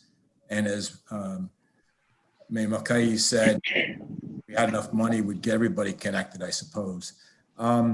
My question relates to reserving capacity for future users. So I own the property that is part of the K, that's my hotel. It's all zoned resort motel. And in prior decades, reserve capacity was set aside for various large commercial tracts. There was capacity set aside for Bolivar, there was capacity set aside for the villas to expand, capacity for Barron's, and capacity for us at our hotel, the Sag Harbor Inn. I see here that our property is carved out as not being part of the existing sewer service area, although all our properties are all adjoining. Setting aside the map, which is basically, as you indicated, that you just delineated, somewhat arbitrary. How are you reserving capacity for development of, for example, my property? Because our valuation of it as a resort motel, we'd have to connect to the sewer. There's no other way for us to discharge.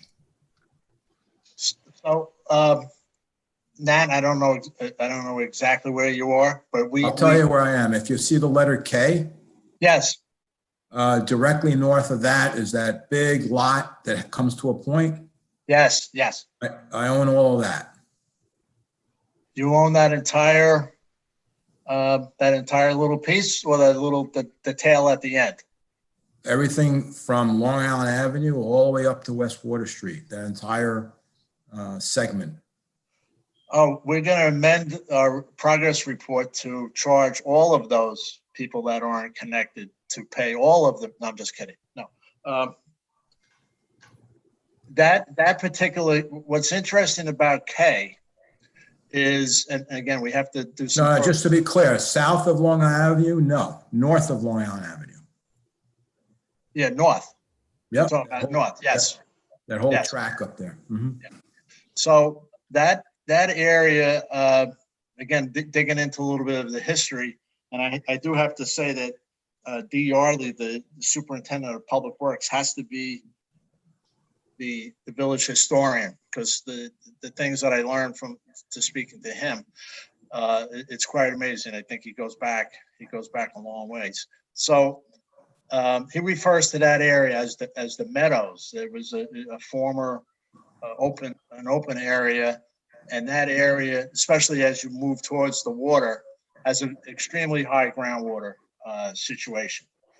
And it would not surprise me that the water quality of the receiving water inboard of the bridge is impacted by that low-lying portions of K. So again, I'm just speaking very broadly here. Any properties that fall into that matrix of high groundwater, short travel time, high nitrogen, those types of uses really should be connected to the sewer. There's no, I have a strong belief that IAs are not going to work in that system. So I agree with you, Mark, completely. Yeah.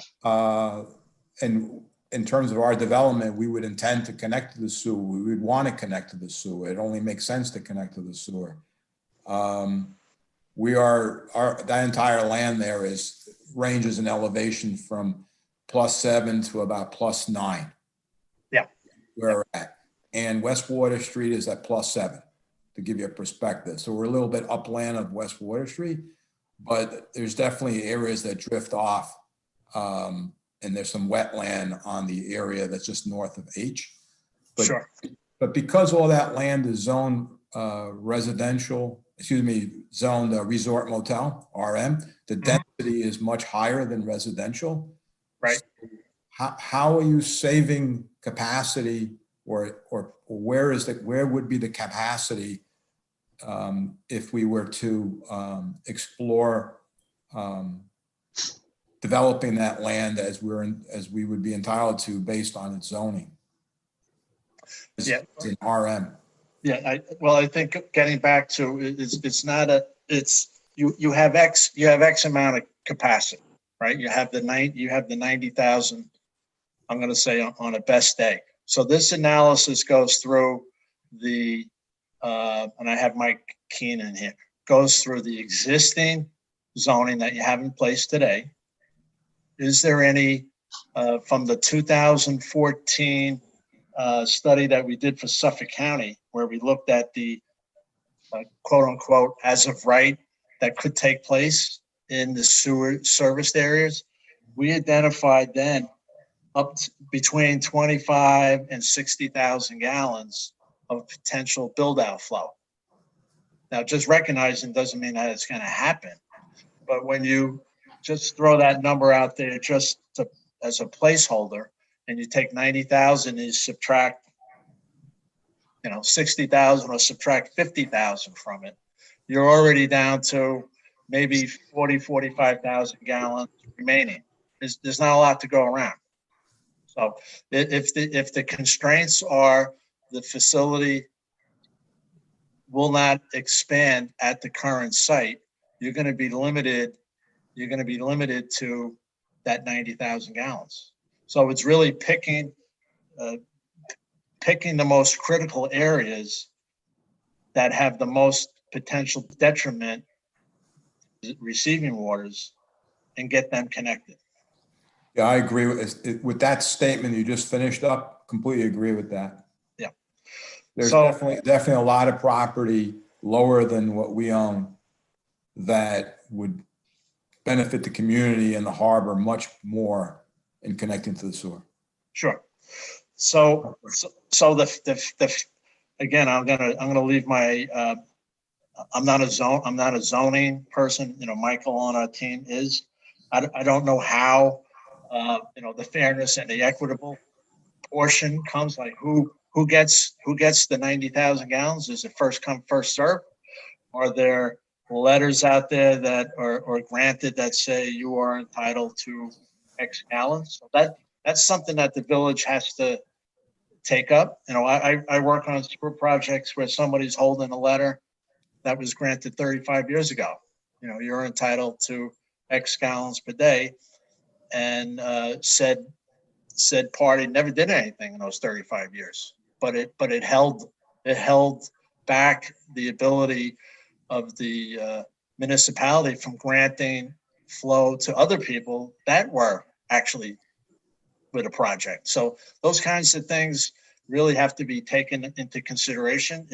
If sewer availability is given to somebody, how long is that sewer availability good for?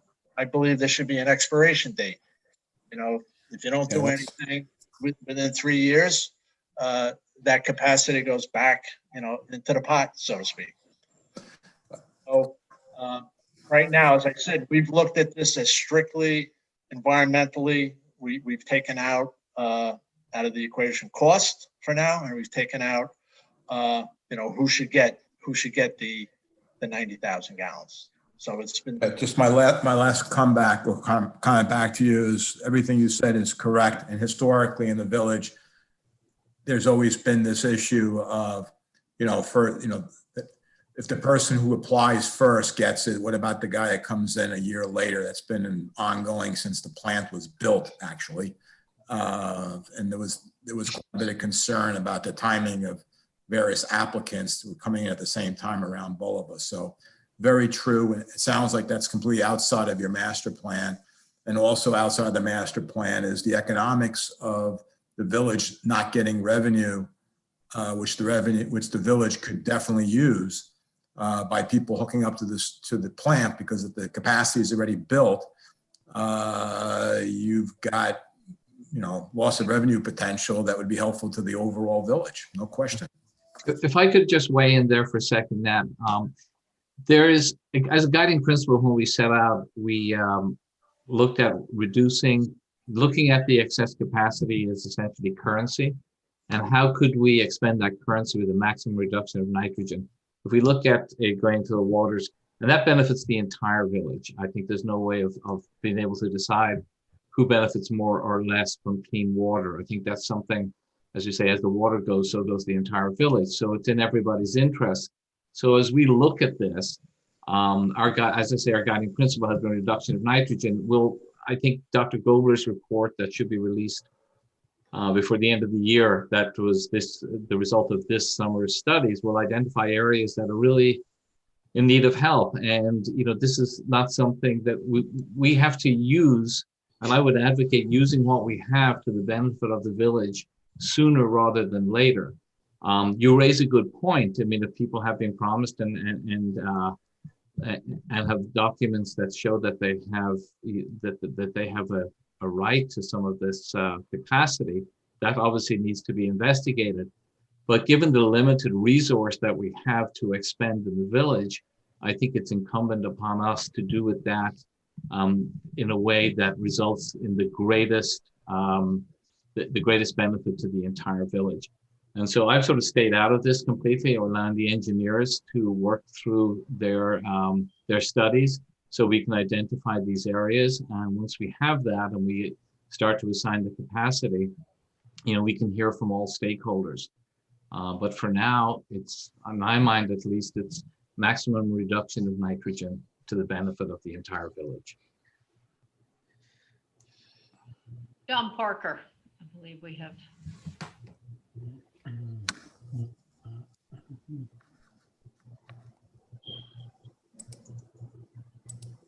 Okay, John. Hear me now?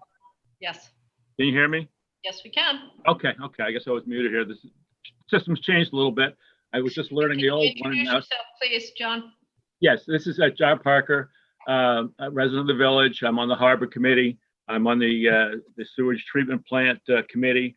I'm also on the East Hampton Town CPF Water Quality Advisory Committee, which allows me to look at things from a little different point of view. But I just wanted to add to what Aidan said and to summarize that we have a critical issue of water quality and impairment of the water bodies around the village. And at the same time, we are only using 60% of the capacity of the sewage treatment plant. And that's been the case for many years. So it makes sense to increase the use of the sewage treatment plant in order to improve the water quality and to reduce the amount of nitrogen going into the water bodies. We've identified preliminarily two areas. K, which has just been discussed, is one of them. L is another one, which is right across the street from the sewage treatment plant, which both areas are surrounded by areas that are sewered. Both areas are close to the water in terms of travel time of nitrogen to the water. And if you added both of those areas to the sewage treatment plant, you'd be adding roughly 35,000 gallons based upon estimates. Now that would take up only about a third of the excess capacity. That would leave plenty of capacity for further build out of those areas that are already sewered. So at least I, and I think others agree that it would make sense to look at moving forward as expeditiously as possible to sewer those areas that appear to be obvious candidates based upon a number of criteria in the matrix, and I think also will be, when they add cost, as a factor. So that's just sort of the thinking of where we are on this. So Trustee Korish, can you tell us what is the next step here and where do we go from here after? I will tell you that at this stage, we're going to refine the documents you've seen. We need to drill down further. We also need to be cognizant that we're hoping that everything we do, which has been true so far, will be grant-based. The overhead cost in doing all of this is is substantial to say the least. So we have to look at the split between East Hampton and Southampton town. So there'll be some refining of these sewer sheds. It's my understanding that we need to, or my belief, we need to break this down into manageable bites. And as John just said, that, you know, there's no reason why we couldn't identify an area to move ahead with. There will be more funding available for actual concrete projects as opposed to extended studies. So if we can distill what we have tonight, work towards identifying an area that we could use for immediate action, we would then need to go to engineering, and we then need to go to the actual installation of the extension to the service areas. John, if I remember correctly from our conversation, next round of funding applications would need to be in by March for CPF at least, and we look at other sources also. And so our goal would be to have something concrete that we could submit then. So hopefully if we sat down this time next year, we might be on the verge of starting to source some of the most problematic areas. And so that's where I take it. I don't know, Mark, if you want to weigh in on that and expand or correct. Timing. I always say I'd rather be lucky than good, and timing. I can't. More than a handful of projects that we were successful in getting people grants was showing the state of readiness. So there's a lot of studies that are on people's shelves that nothing ever happened to those studies. And as you said, the studies cost a lot of money. Not to say that there aren't good ideas brought up in the studies, but when the American Reinvestment Recovery Act came out in the mid-2000s, those projects that had at a minimum an engineering report in place, those that had plans and specifications, the EFC in New York, those projects, we were successful in getting the Village of Greenport, their plan upgrade. They got about $6 million in grant money. Was the project any more worthy than somebody else's? I don't think so, but it was ready. It was ready to go. The village didn't have the money to implement it, but they had all the documents in place. So I think what you and John are talking about, there are modest extensions that I believe could be made with alternate sewer types of collection and transport. And I'm talking about low pressure systems. Putting in the gravity system as you get down towards the waterfront, extremely expensive. A lot of dewatering costs, heavy construction, sheeting of the roads. If you see the numbers, and we will give you the numbers for that type of construction, astronomical. So those places that can get to the existing sewered areas, the end of the sewer lines, with low pressure systems, plastic force mains that are located 3 or 4 feet below ground, multiple homes can get into these systems. I really think it's a home run. It's the capital is a lot less. You eliminate the infiltration and the inflow potential that you have with gravity pipes. So I believe you would be best served if you can get those portions of the sewer sheds that everybody can agree that are problematic. Maybe the people got water in the basements, maybe the people, the lawns flood, maybe they have cesspools that, when the tide comes up, they can't flush the toilet. There's probably obvious examples of where existing systems do not work, and to go with a gravity system is cost prohibitive.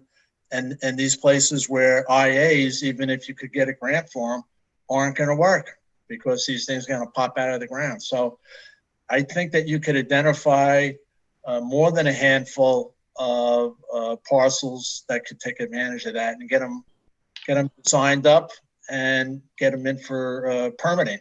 If nothing happens, you don't get the money. At least you got all the approvals in place.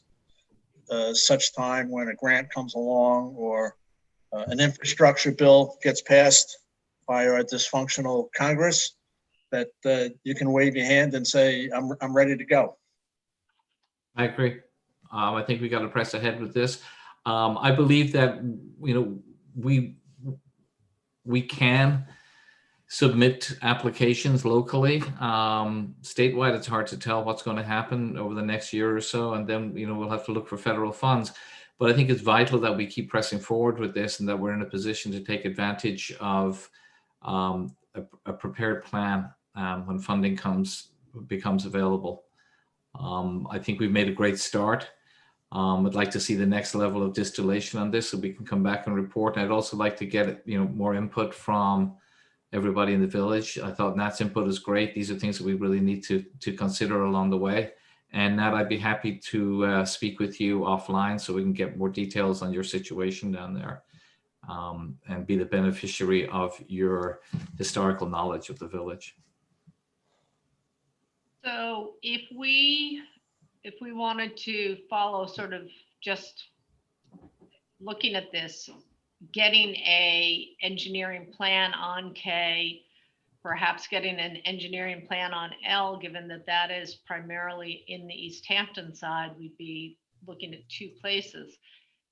What would we need to do that so that we would be shovel ready, and we could go to the CPF with more shovel ready requests rather than more planning requests? Right. Mark, I'll hand that question to you.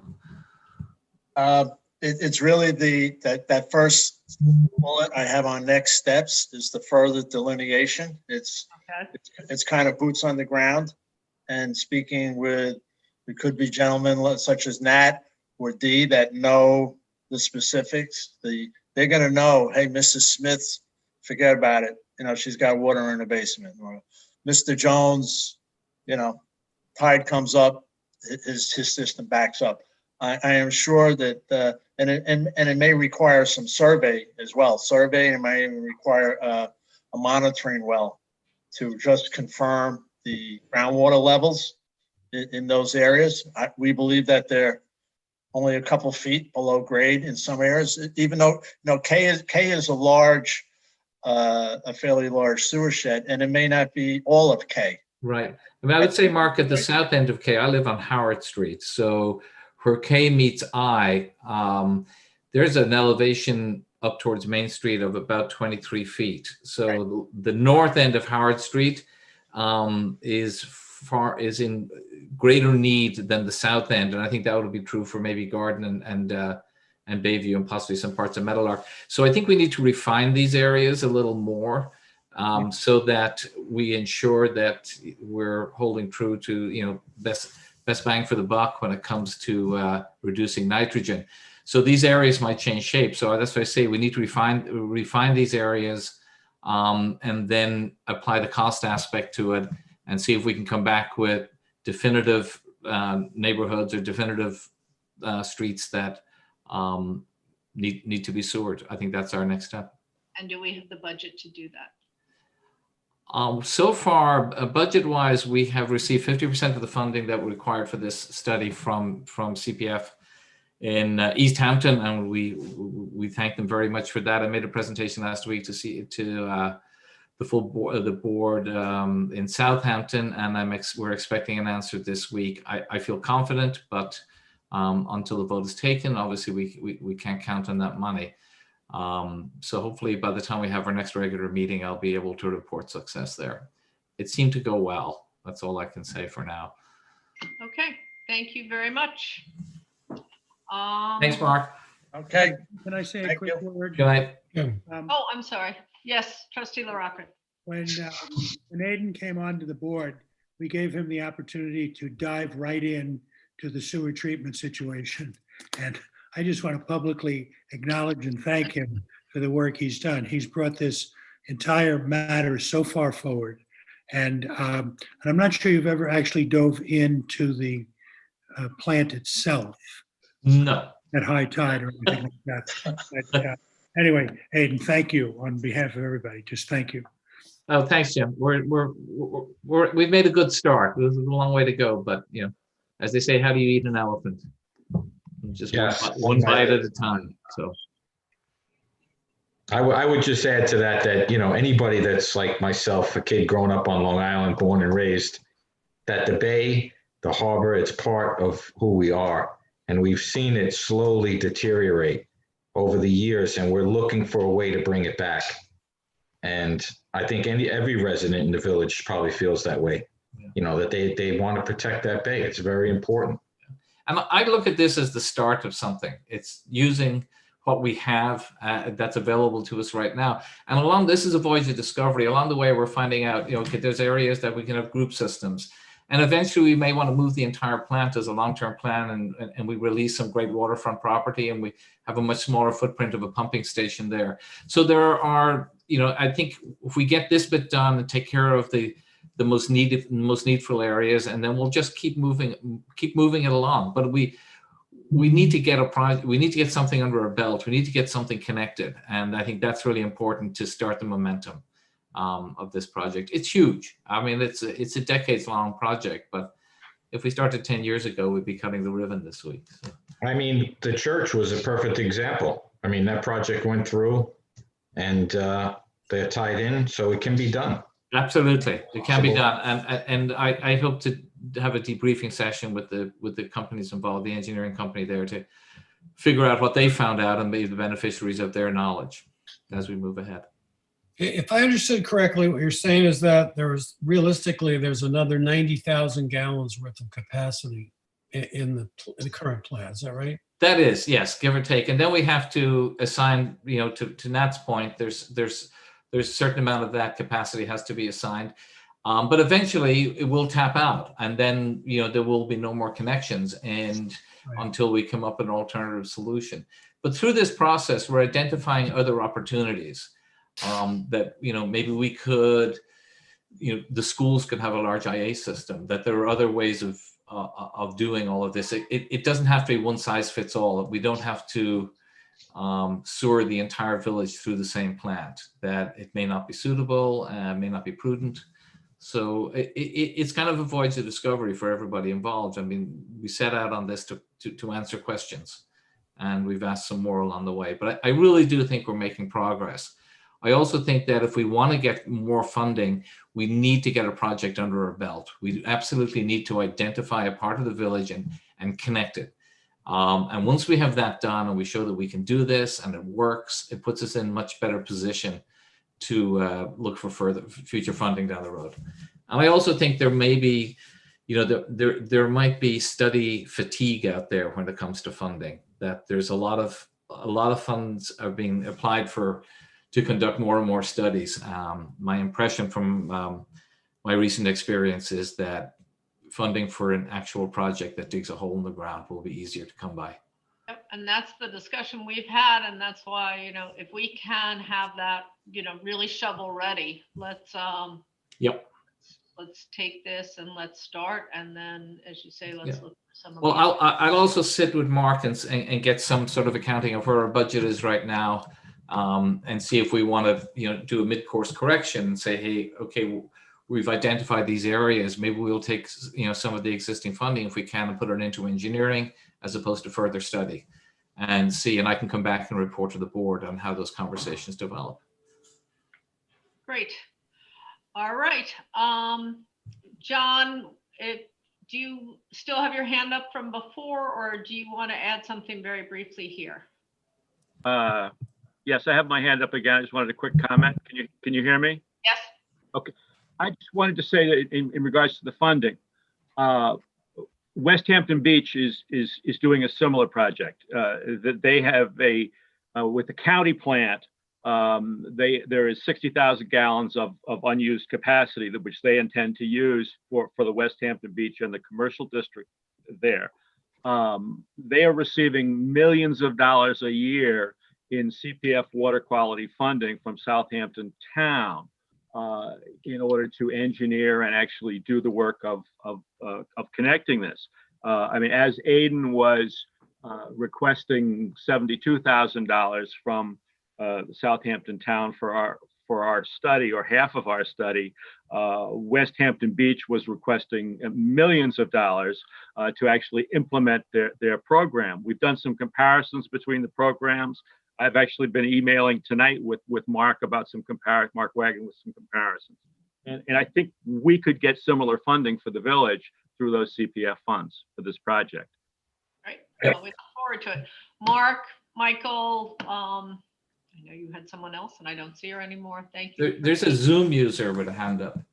I'm not sure who Zoom user is, and I'm hesitant to. That's Natalie. Oh, that's Natalie. Okay. I want to thank you for the time. Thank you for your time. Thanks, Mark. All right. And everybody have a great, safe Thanksgiving. Thank you. You too. You too. I believe that Zoom user may be Carrie, who is our next speaker from the Chamber of Commerce. So let's see if it is indeed. Am I the Zoom user? You are the Zoom user. Hello. Hello, everyone. Carrie, can you introduce yourself and Yes, I'm Carrie Wabel O'Brien. I'm here on behalf of the Sag Harbor Chamber of Commerce, where I serve on the board. My husband and I own Sunswell Clothing in the village. Maybe you know the shop. And we're here and excited to tell you a little bit about our holiday festivities for this year that the chamber is hosting. Great. Am I good to go, Mayor? Take it over. Okay. First, we want to just say thank you to the village for your generous increase in the funding for the holidays. You know that helps the chamber put all of the trees on Main Street and light them, and keep the tree on Long Wharf lit, and really do all of the things that we do to make the village come alive every holiday season.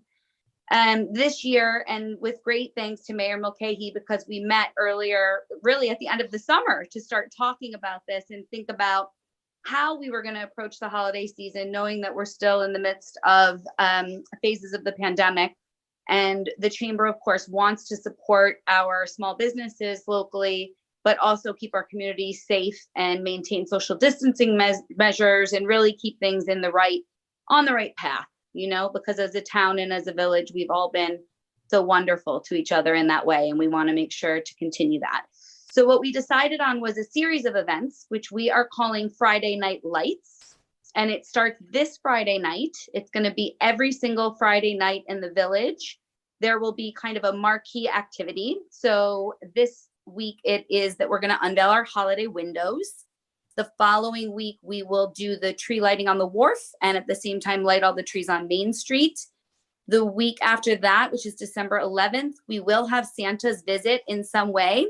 We're working with Chief Steve over at the fire department to figure out how we can use a fire truck, if depending on what the CDC measures are and what the state is mandating at the time, we'll make a judgment call on whether the fire truck stops and has Santa up top so that kids can kind of step up, to the base of the truck and get their photo taken at a nice social distance.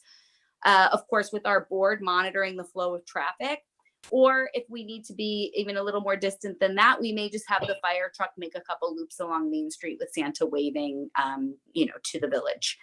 And then the following week, we're doing a give back Friday night where shops and restaurants will donate a portion of proceeds from their sales that evening to East End Charities.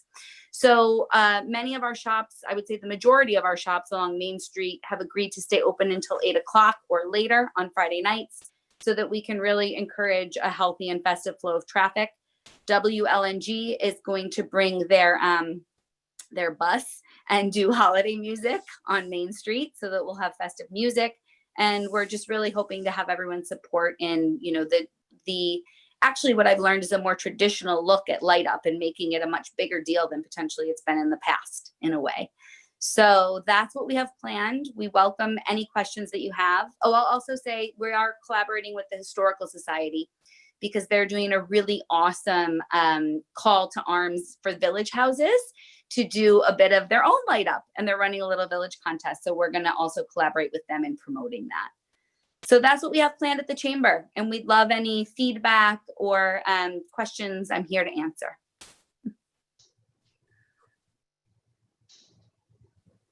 I have a Or question. maybe just, that's it. Yeah, go ahead. What measures are you putting in place for crowd control? What if we get massive gatherings of people? Are there any measures in place to control that? So in fact, the way that it's structured, it's just allowing people into the shops and restaurants as they are. For the tree lighting and Main Street lighting, we'll have our board members there making sure that there's no like mass gathering. We volunteered a core crew of people to do that. And same with the Santa visit. If we should be so lucky as to be safe enough to have the photo ops, we're going to have 6 feet markers and really organize that. We're doing a site visit with the fire chief and our team. I think Long Wharf is where we'll want to end up putting the fire truck if we can park it. But we'll do a site visit and obviously check that with the village and make sure that it all works. The fire chief, I'm not sure if all of you know, he's very in tune to all of the safety measures and things going on. And he's been a real asset to helping us find our way through this. But those are the only 2 activities that actually would cause anything other than regular traffic flow. I thought you were going to say that the fire chief was a big Christmas guy. That was going to be And he will be Santa this year. What color lights are you putting on the trees? Oh God. Now you're asking me a real stumper. I don't know. Jackson Dodds is so wonderful to help us with that each year, and the Sag Harbor Garden Center. They're typically colored on the Main Street trees, and last year we had to replace our LED lights on the main tree, so I'm not sure if we'll have colored or white. Carrie, we will have to continue to watch the governor's of course change. Obviously things will change, so of course keep aware of that. And there are new mass gathering numbers and things like that, so we will have to stay very in touch on all of that. Exactly. And that's why I know you're really wonderful about that, and Steve at the fire department was a really great asset for that. He I guess he may run events also in another part of his life, because he was like, I've got this guidelines, this is what we can do. And he's going to make a call if we can't do it, and we all will. We don't want to put anybody in any sort of peril. We just want to be able to bring a little bit of joy and light and keep it safe. Well, thank you. We look forward to it. I'm happy to see, and we all want to shop local. Thank you. Thank you all so much. Thank you. Thank you. Thank you. Okay, moving along. Oh, and the Whaling Museum is also planning on lighting up in the front of their building instead of a holiday party. So they're going to have a light up, I believe, one of the nights as well. Oh, good. So we'll keep getting information out on that. Our next is Chief McGuire. Chief McGuire is going to talk to us briefly about police reform. There is a survey that's gone out about police reform and it is available on the village website in both Spanish and English. So AJ, take it away, please. Hi, can you hear me? I'm working off my phone and I've never done this before on my phone. So We can you hear me? perfectly. Oh, great. Hi, good evening. Police reform actually started 5 years ago when I came here, and I've been working pretty much tirelessly for the past 5 years, redoing it. So I think I'm a little bit ahead of the curve on other municipalities. We have actually are instituting new policies and procedures that I started about 2.5 years ago. I currently have 100 new policies that have gone out since I think May or June. And we continue to strive to be better and, to assist the community. Like the mayor said, we have a survey online. I think I checked this afternoon, like 40 something replies on the survey, or people who've done the survey. I would ask if you would, if you could do it, please do it. I know it's on our village website. It's on both the Facebook pages, the police Facebook page, the village Facebook page, and the Sag Harbor Express had it up as well. So I'm always available if anyone has any questions. I'm not hard to find. And this is a survey that's open to beyond just Sag Harbor residents. It is people who use our village to shop, to dine, to visit, as well as our residents. So please encourage people beyond the village itself. Yeah, that's correct. The first question is, are you a village resident? Are you a Sag Harbor resident who's not in the village like myself? So we kind of want to get a gauge of what people are thinking. Most of it has actually been very positive. There's some stuff, and people have left some email addresses that we'll follow up with. But we're here for you, and I really would love to hear everyone's comments. And like I said, I'm not hard to find, and I'm more than happy for a one-on-one, socially distanced. And what's our next step for December for the committee? And So we have a committee together. I was going to let this week go, obviously, because of Thanksgiving. We're going to do some Zoom meetings with the public to get some input from the public. And then we have a core committee of residents in the village, all different sorts of backgrounds that we want to get their input as well. And we're just going to take everyone's input. And quite honestly, I think we're doing a pretty good job.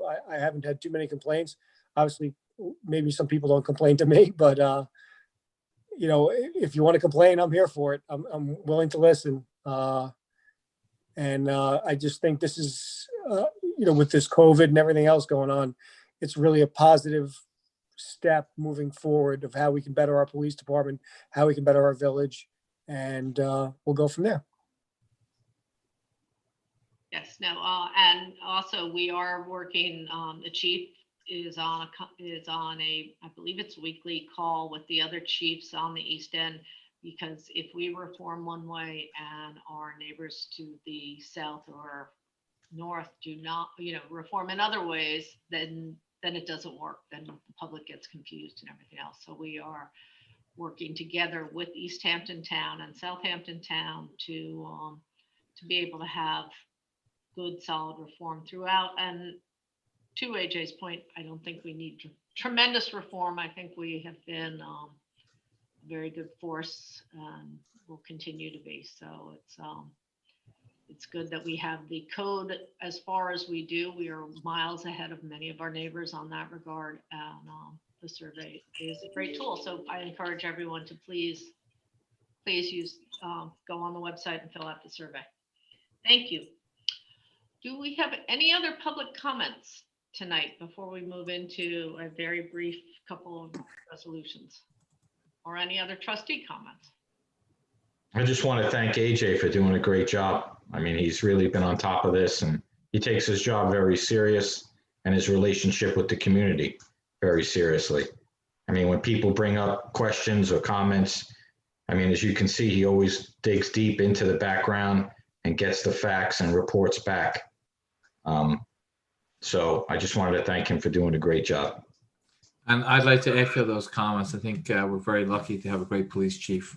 I love working with AJ. I think he's exactly what the village needs. We're very lucky.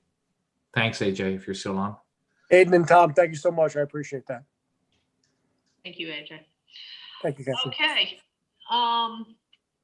Moving on to resolution number 1, November 20th, approving appointments of the village planning board members effectively. Ron Reed will become a permanent member and Neil Slevin will become the alternate. Can I get a motion, please? I'll make the motion. Thank you. Second. All in favor? Aye. The authorization for me to sign the Stop Arm Camera Program, MOA. For those of you who are not familiar with this, this is something Suffolk County is putting in. They are going to put cameras on every school bus in the county, and those cameras will take a picture of you if you pass a stopped school bus, and it will send you a very expensive ticket. So any one of those tickets that are issued in the village, we will get a percentage of. Can I get a motion, please? I'll make the motion on that. Thank you. Second. All in favor? Aye.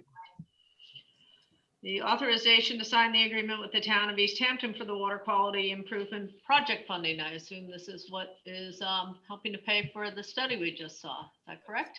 That is correct. Wonderful. Would you like to make a motion? I'll make that motion, Mayor. Thank you. And I'll second it. Thank you. All in favor? Aye.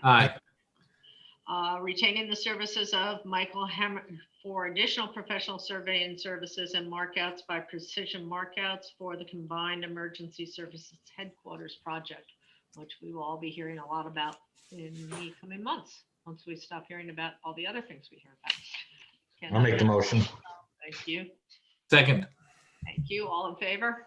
Aye. Right. Chief McGuire requests to put an authorization on a 2006 Ford Crown Victoria out to bid with a minimum bid of $250,000. Can I get a motion? Motion. Second. All in favor? Aye. Aye. Up. Jim has lost his connection, but we still have, We have a call. yep. All right. Can I get a motion to adjourn? I'll make the motion. Thank you. Can I get a second? Second. All in favor? Aye. Aye. Everyone have a lovely Thanksgiving. All of those of you who have stuck with us for the past 2 hours and 15 minutes, I appreciate it. Have a lovely, safe holiday and be thankful for all we have. Indeed. Thank you, Mayor. Happy Thanksgiving to everybody. Happy Thanksgiving. Happy Thanksgiving. Bye. Bye-bye.